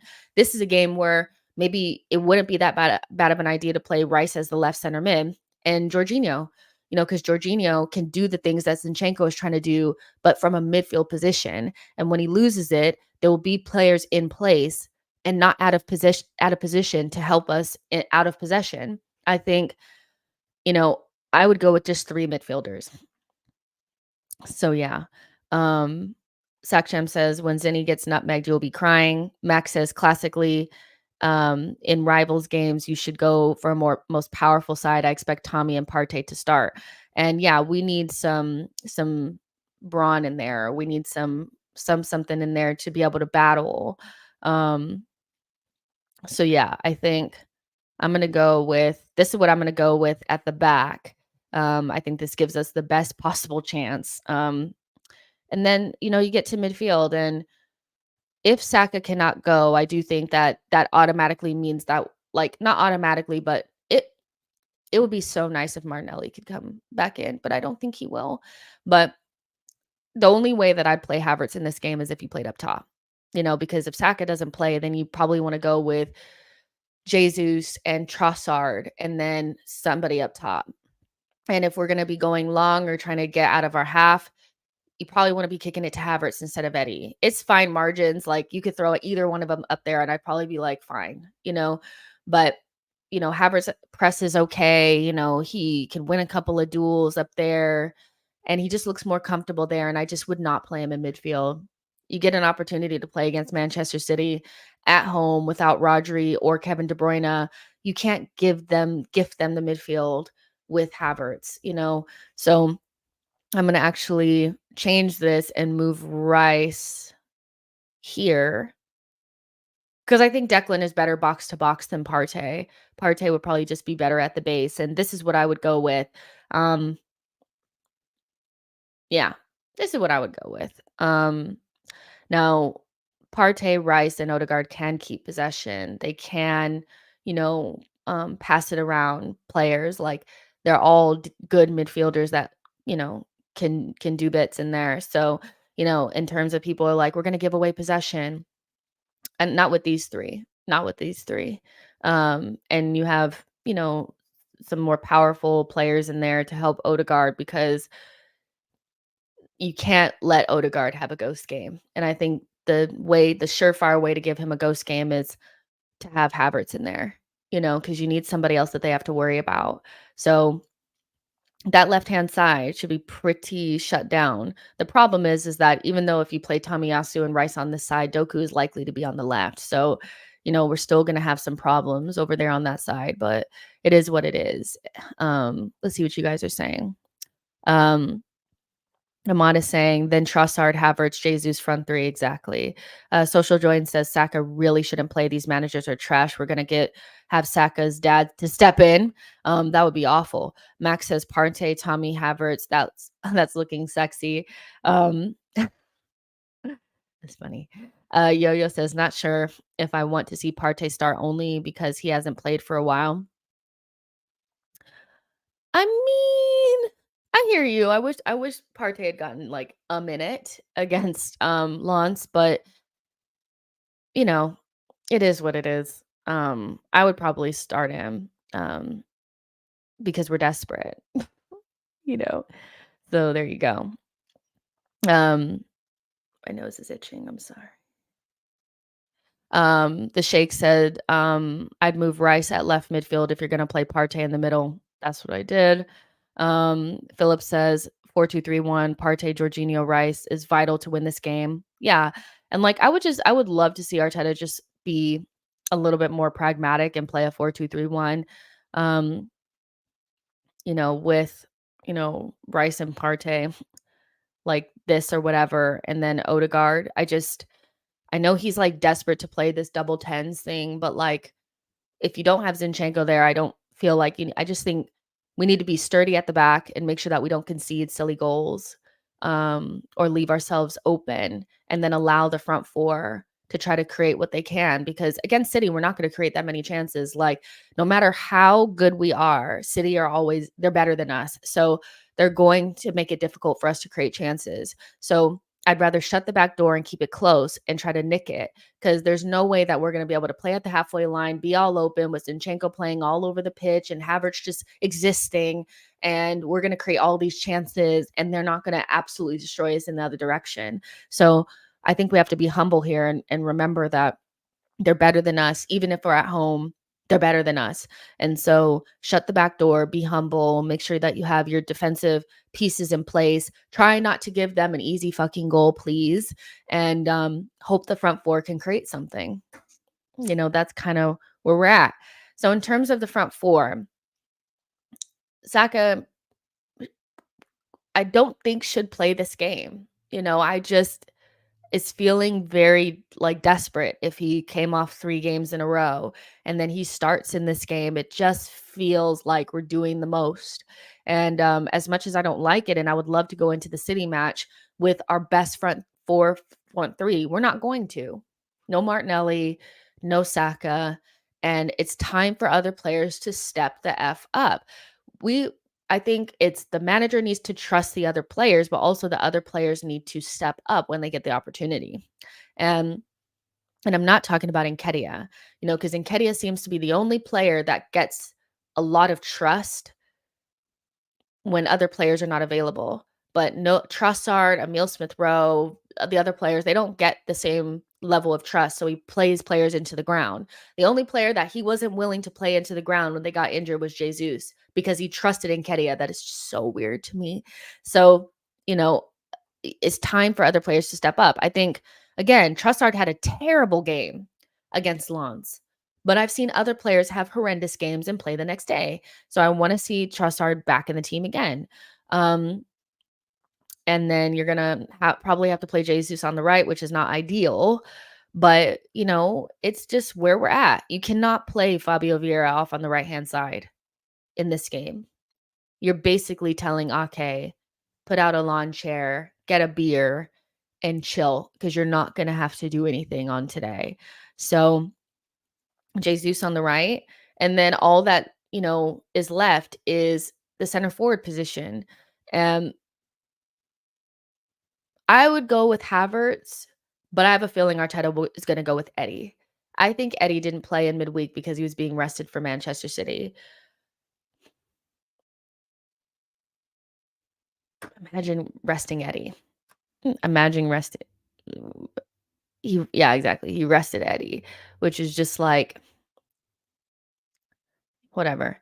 Akinola says stepping up requires experience. You can't expect those who have been warming the bench to suddenly step up. It requires a process. I don't know. I don't know if I necessarily agrees with that. I agree with that 110%. A lot of these players have it, like Fabio Vieira, like he's played in Champions League. Like he doesn't have immense experience, but I've seen him in games where he's been relied upon at 21 years old to play in midfield in a European match for Porto. So I actually don't think it's just about experience. I think it's about, first of all, the manager putting you in a position that you actually play and that you feel comfortable in, and then him giving you the confidence to step up in a moment of adversity. And I actually think Arteta does the opposite. I think he drains the confidence of a player rather than builds them up. And so that's why you see Emil Smith Rowe, Trossard, Tierney when he was here, players like that look absolutely dead when they come in. It's up to the manager to make people feel important and put them in positions where they can do well. So playing Vieira on the right wing with no overlap is not, I mean, I can't look at Vieira there. People are like, Vieira had a poor game. He was set up to fail. He's set up to fail. Like, what is he supposed to do? Like, set up to fail. So yeah, it's whack. It's whack. But whatever. Off the radar says he rested Eddie.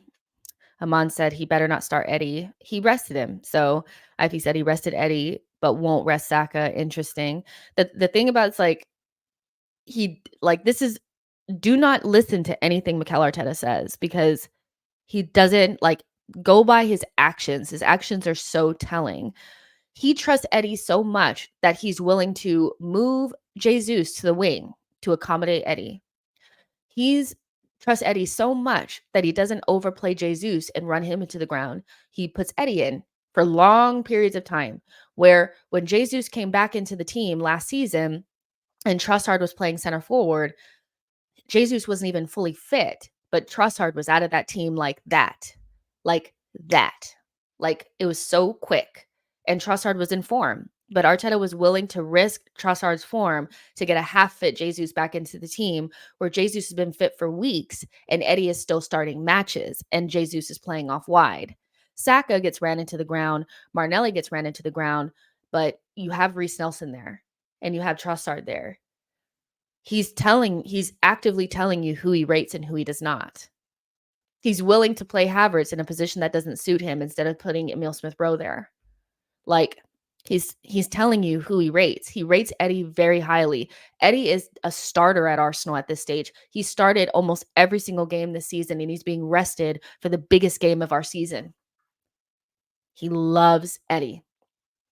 Period, boo. Afsar says 1% of fit Saka is still better than Fabio Vieira. Possibly, but do you want, to Fabio Vieira shouldn't be playing there. And it's not really that big of a deal. Vieira not being as good as Saka on the right wing when that's not his position, not a big deal. But do you really want to risk Saka? Again, have him come off? If he comes off for the 4th game in a row, this is becoming we need to call Child Protective Services because Saka's being abused. He needs to come off. This is crazy. Naman says, he's given Eddie the armband. Exactly.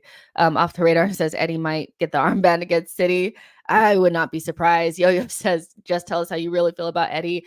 I just can't, I think what annoys me, and it always annoy me, is managers. I get that he works hard in professionalism and training, but I just kind of want you to rate the players that are good. Eddie's okay. He's just kind of okay. But resting Eddie for the weekend is wild for me. For the biggest game, that's just wild to me. Because he really, to me, is kind of on the same level as Reece and Emil Smith Rowe in terms of he should be that far down the pecking order. But yeah. Let's see. Max says, what if Eddie is consolidating Jesus' rehab? Maybe but again, you could have done that last season with Jesus when Trossard was in good form, and he could not wait to get Trossard out of the team. So he could be, but you didn't do it last season. Couldn't wait to get Trossard off the pitch.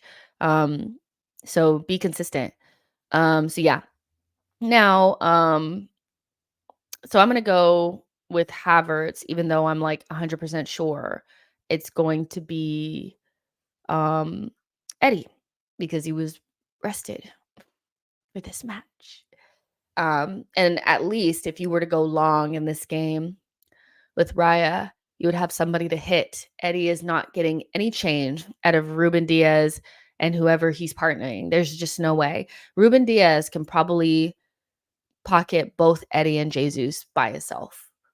That's how little threat we usually pose against Manchester City in games like this. So if at the very least Havertz could win headers, maybe hold the ball up, Eddie, pull out your lawn chair because he's not going to do anything.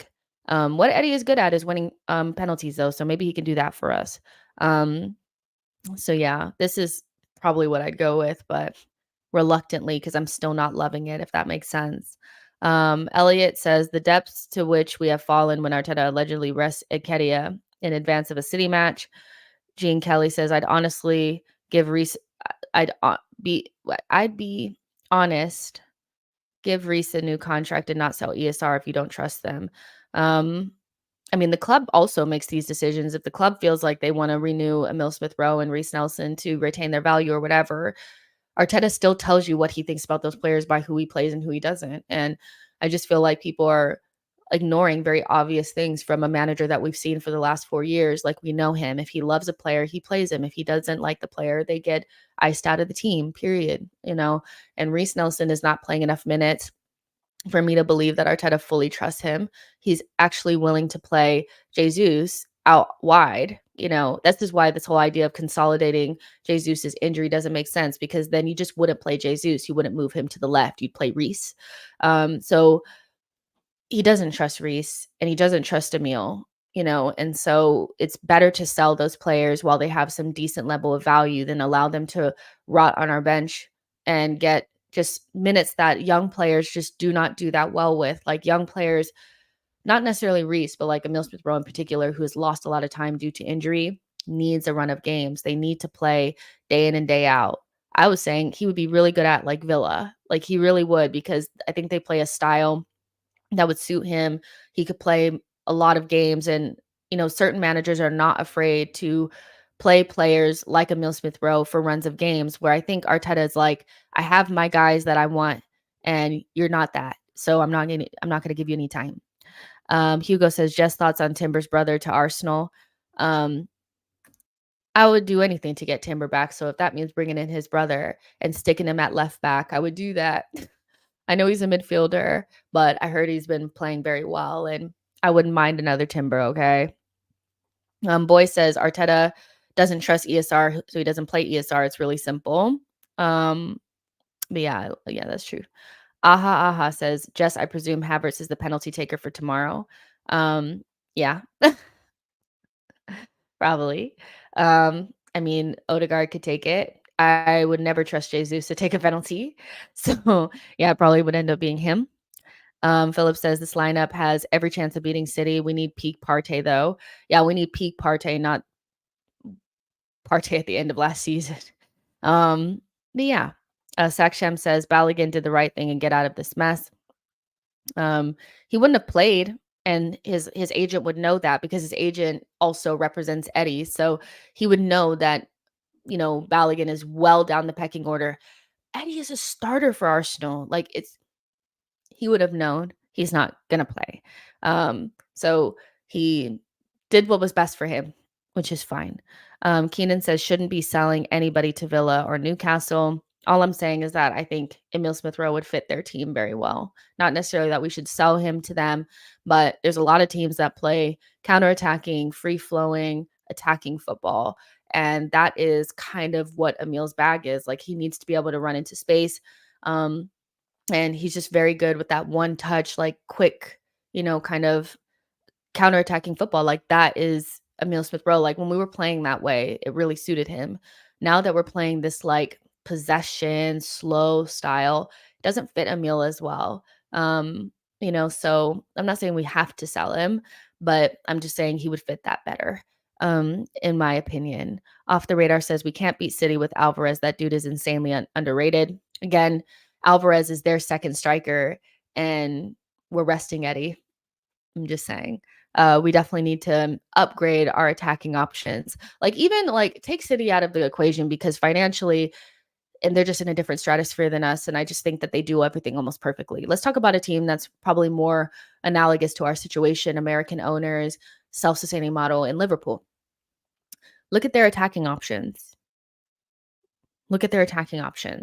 Salah, Nunez, Gakpo, Diaz, Jota. Am I missing anybody? No, I think that's it. Compared to what we have, we have Saka and Martinelli, Jesus when he's like really like fit, Trossard, and then we're trying to like force the idea that Eddie and Nelson are good enough. Like, we need more, like, we need attackers that people are actually afraid of. And when you play against Liverpool, you can fear the fear, because they have such good attackers, and the attacking football that they play is dangerous. Where Arsenal, no Saka, no Martinelli, we become very blunt. So yeah, Arsenal need to get up their game when it comes to attackers. Like, we need players that have that individual quality that scare the opposition, that can't be wrangled by just like, one player. Like, we need that. Milan says, Saka, you go out there and you play and knock yourself out. But Eddie, no, I need to rest. Ivy says, if we had Nunez, Holland, Arteta would still start Eddie ahead of them. Genome Genome says, what part of do the physios and medical team play in those Saka injury conundrum? Thought they are the guys to advise Arteta regarding red zones and when they need rest. Does Arteta call the shots? I'll be so real with y'all. I think Arteta has a lot of power at Arsenal, and I would not be surprised if he's like, well, can he walk? Okay, so he's gonna play because Arteta's system does not work without certain players. It's not a system based on, you know, it's a system based on individuals. It does not work without certain people in it. So when you have a system that's heavily reliant on certain individuals being available, then it falls apart if you can't have them. And so no Saka, no Odegaard, no Zinchenko, the system doesn't work. So he has to keep Saka in the team. We saw like it was almost like Odegaard lost his North Star. He didn't know what direction to go in anymore because there was no Saka. That is the sign of a bad system, and so that's a bigger conversation for another day. But there's a reason why Saka continuously plays even when he's he's basically injured, is because the system doesn't work without him. And so I do think Arteta has quite a bit of power at the club. And I would not be surprised if, not that they're saying he's in the red zone, but they're like, he's, probably best that he's rested today. And Arteta's like, look, can he walk? Can he walk? Let him play. Akinola says, Jess, I agree with you. The greatest mistake Arsenal will make is not getting a better striker that upgrades the level of this team. Yeah. Maman says, playing him all the time, I'm totally okay with. All elite players play all the time. What frustrates the life out of me is whenever we have a comfortable lead, we leave him on the pitch. Why? The thing is like, it's okay to play him when he's fit. If they're playing him even when he's injured, that's when it becomes an issue. You know what I'm saying? And there's a difference between maybe not having a little knock and being able to manage through that and looking the way Saka did the other day, which was alarming. So yeah, I'm okay with him playing tons of minutes, but not when he's injured. And leaving him on when we're 3-0 up makes no sense. I don't think we have to hook him every single time, but I mean, against Bournemouth, first of all, we should have been able to start that game without him and win it. But once we got 2-0 up, he should have been off. We won the game. It's done. So yeah. Let's see. We're just talking now. Here to there says Saka is Arteta's security blanket. Hugo says he probably told Edu this is the fucking standard. Exactly. Let's see what you guys are saying. Make sure you guys like the video and subscribe to the channel, by the way.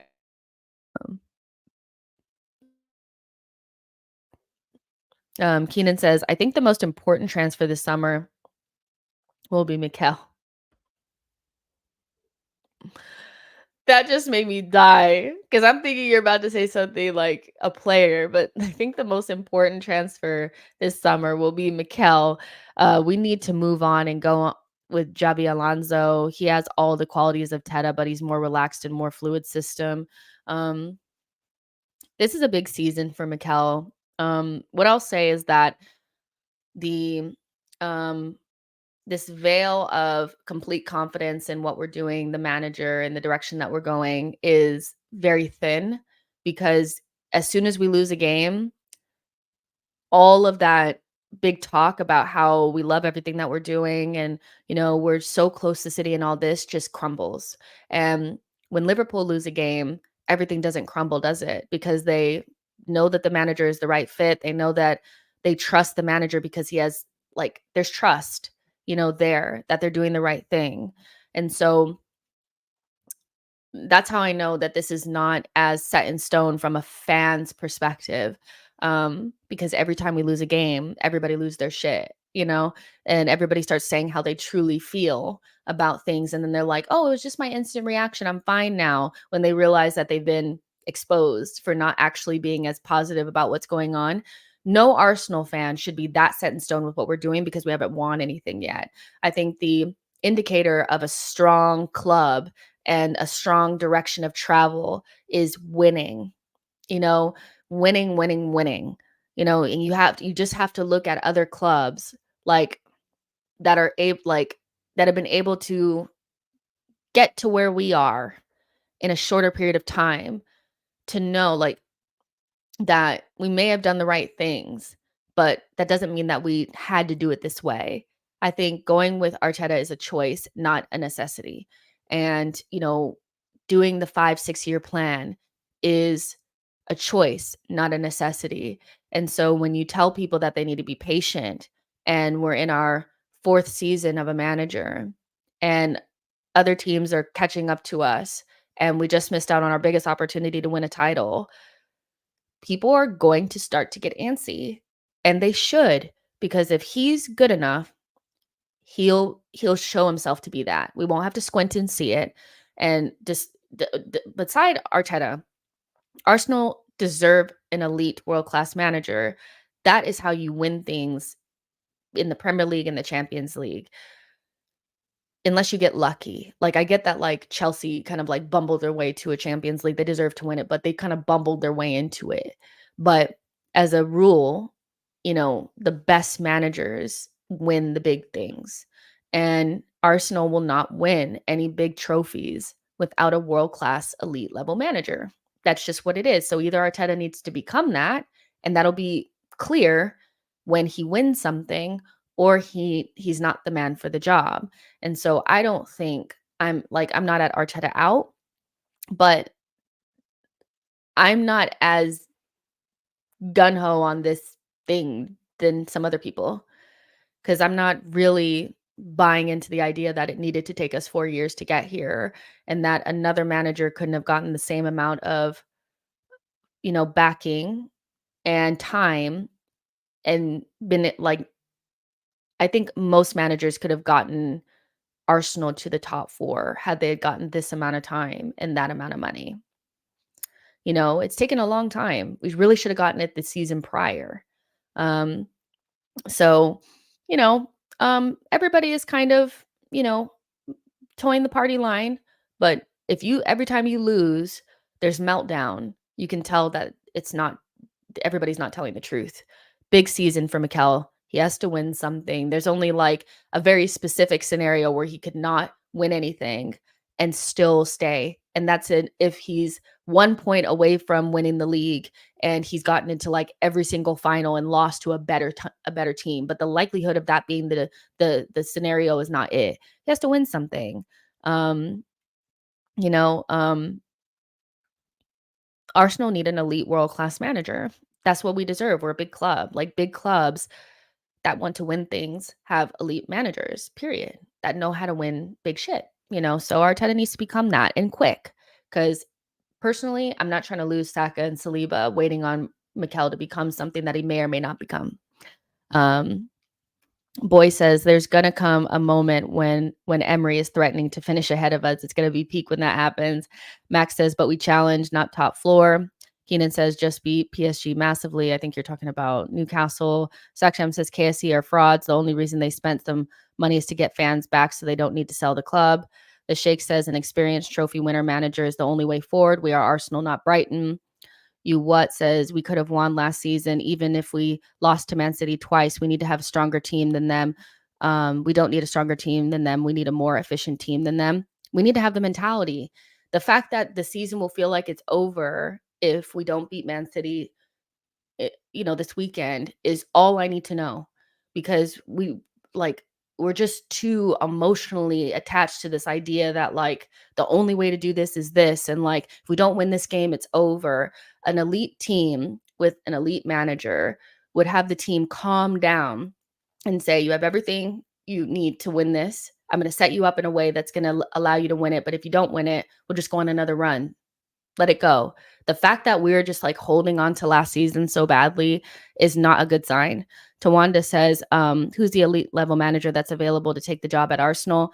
That's up to Edu to figure out, not me. The idea that we should stick with Arteta just because there's nobody that's obvious in front of us that could take this job is a farce to me. It's kind of like the scared way of running a club, and the idea that Arsenal don't have the money and the clout to buy a good manager out of their contract, and this manager has to just be like waiting around, is also like a lie. it's up to Edu to be able to identify the right guy to take us to the next level if it's not Arteta. So asking me, who is this elite level manager, and almost like insinuating that there's nobody else available, so we should just stick with this manager, is the reason why we didn't get Klopp when we should have in 2015. We should have moved on from Arsenal a lot quicker, and we wouldn't be in this situation now. But hey, I like Arteta. I like Arsenal more. So if he ends up not being the guy, of course I'll want him to go. But no, that doesn't mean that I'm Arteta out. I'm Arsenal in. Like, whatever's best for Arsenal. It's not Arteta FC. Like, I don't really care if Arteta's the right guy and he's an elite manager and he's going to win us big trophies and he's going to do it soon, then I want him in. But like this idea that like you're a bad fan or something if you're not 100% behind, like, I don't care about Arteta that much. I care about Arsenal more. Who's going to be best for Arsenal? We're too attached to Arteta. And it's just weird. No club is like this. Like, that's attached to a manager that's won one FA Cup. Like, it doesn't make sense. Hugo says, how did we not learn we don't win the league in October? We need to stay within striking distance come March. Exactly. So yeah, Keenan says Xabi Alonso, he took Leverkusen from relegation territory in one season. He's going toe-to-toe with Bayern using a bunch of mid players. Philip says what Arteta has done to the club is incredible. Why does every top player want to come to us? Look at United and Chelsea to see how long it could take to rebuild a squad. Fair enough. He has helped rebuild the club. But is that just the job? Is rebuilding the club? Again, I'm not saying he has to go right this second, but what I'm saying is like, and people need to like listen, because anytime they hear anything but like full love and admiration for Mikel Arteta and like all up his butt, they start saying, oh, you're Arteta out, you're toxic. No, what I'm saying is it's a big season for him and he needs to win something. He needs to show that all this time and money has gone to the right place, and just rebuilding the club is not enough. We are beyond the process now. Process is done. He has a team that at the end of last season was probably 2 pieces away from really closing the gap on Manchester City.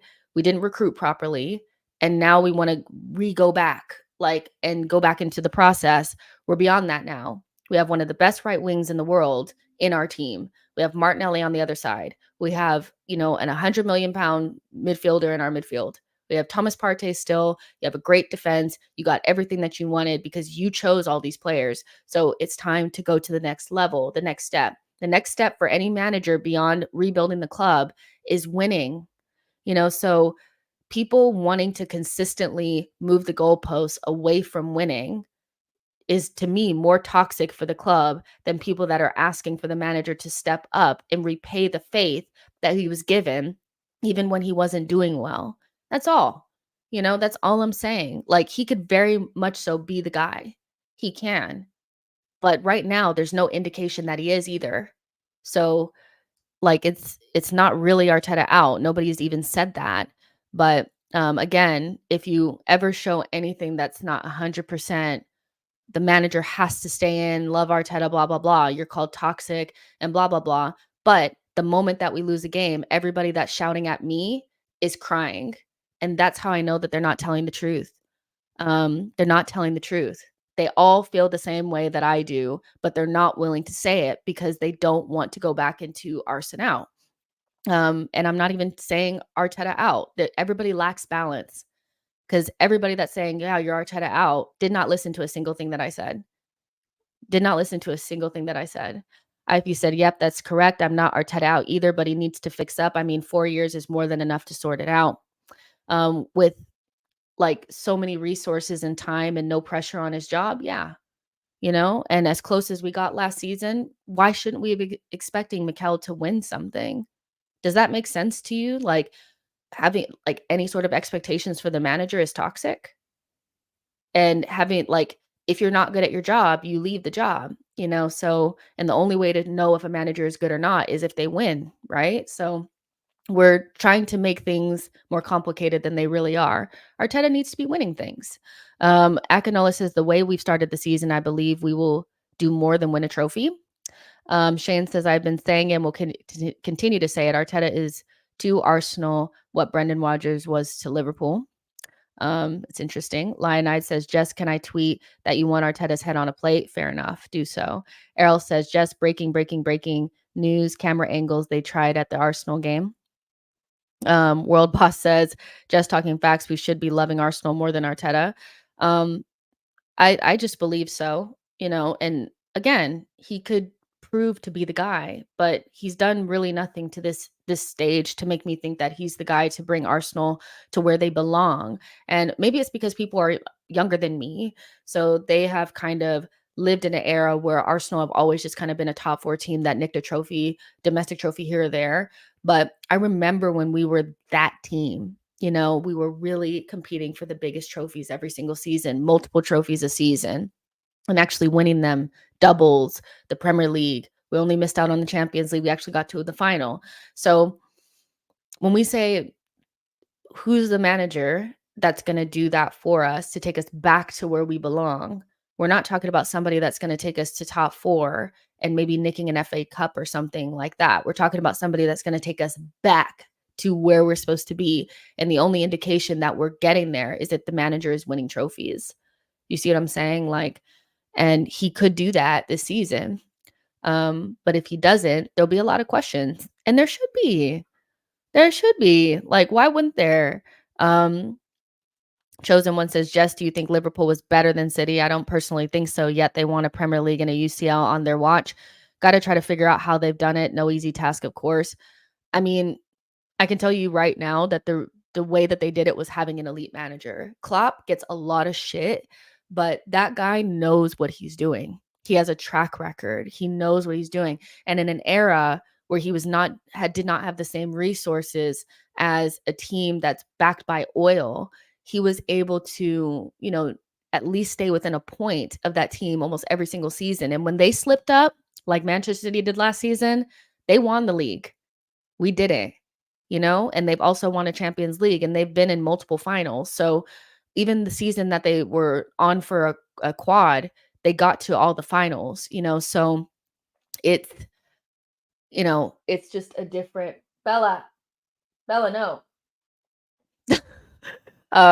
It's just, if you can't see what the difference between us and Liverpool is they probably had just a little bit more quality than we did. I mean, they had the best defender on the planet and the best goalkeeper on the planet and the best right wing and left wing on the planet as well. But they also had one of the best managers on the planet. And so to act like that's not a factor, I think is being disingenuous and is just protecting Arteta for protecting Arteta's sake. You can love Arteta and think that he's a great guy and definitely has rebuilt the club in an incredible way, but also accept that to go to the next step and for him to be the guy, he has to win trophies. Well, it's not either or. It's not you just back him or you just don't. There's a balance to it.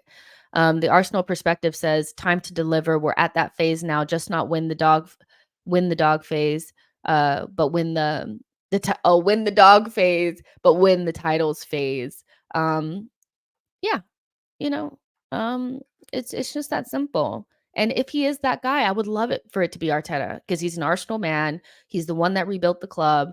He has done so much to get us to a good place where we also love the players. We love everything about what we're doing. So I would love for it to be Arteta. I would. But if it's not, I'm fully okay with him going and us finding the guy. Because again, I love Arsenal more. So yeah, Shane says Klopp is the manager who created a system to challenge to beat Pep. I think Klopp is insanely disrespected. I know that, he had a difficult season last season, but again, that was after 5-6 seasons of being right there with City, and he won trophies and the biggest ones that you can win. So, Liverpool know what they have. They're not going to sack Klopp. They know that there's nobody out there that's going to give them that. And what he's done for Liverpool has been outstanding. I want that too. Keenan says it's crazy that we have all the pieces of the puzzle for silverware. If we play Rice, Partey, Odegaard, then we are destined for silverware, and yet Mikel is going to die on the Havertz Hill. Fair enough. So yeah, you guys, we've been talking for 2 hours. Obviously, like I said at the top of the show, if you guys are just joining, you're like, what are we talking about? We went through the Saka injury, as well as, like, is he going to be fit for City? He made the England squad. So what does that actually mean in terms of the City game? We spoke about Toney and Neto and whether or not, which one is the best. Like, we talked about that like an hour ago, and we've just descended into conversation beyond that. So you guys can always rewind and go back to that if you guys want to listen to what we said about that.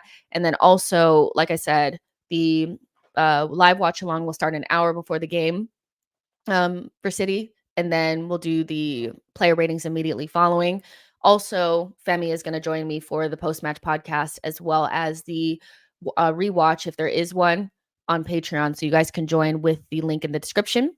And yeah, let's see. Keenan says, come on, you Gunners, if we win, even with Eddie and Havertz start together. So yeah, you guys, make sure you guys like the video, subscribe to the channel. And on your way out, I'd love to get predictions for the show, or not for the show for the game against City. So if you guys want to just, on your way out, drop your predictions, and we'll go ahead and get out of here.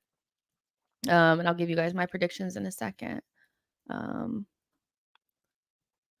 you're getting on my nerves, girl. Come on now. Why is she like this? Why is she like this? Sakchem says, big up, Jess. You're at least sensible most of the times and not waffling bricks. Sometimes I make sense. Tawanda says 2-1. The Arsenal perspective says Arsenal 2, Manchester City 1. Hugo says 4-2 Arsenal. Chosen One says 1-0 to the Arsenal. Keenan says 2-1 Arsenal, please. Shane says City will cook us, sad, but probably true. I'm hoping for a win, obviously, because I'm an Arsenal fan. Phillips says 1-0 Arsenal. Yo-Yo says 5-3 Arsenal. A goal fast, fair enough. Arsenal Adventure says 2-1 Arsenal. Concrete Jungle says 2-2. Sakchem says 3-0 City win. Jordan says Arsenal 2-0. Shane says 4-1 City. It will be a close game. Hope Arsenal will help Liverpool. Fair enough. Natalie says 2-1 Arsenal, and the Sheikh says City 2-0. Elliot Roberts says Arsenal 2, City 1. John Donut says 4-1 Arsenal, and Tawanda says, come on, you Gunners. So my score prediction is trying to be as positive as possible. 2-1 Arsenal. We nick it with a penalty won by Eddie Nketiah, and Havertz takes the penalty, and we win the game. That is my prediction. Make sure you guys like this video and subscribe to the channel on the way out, and I will see you guys again on the watch along for the pre-match vibes. Love you guys, and I'll talk to you guys soon. Enjoy the rest of your day. Bye, y'all.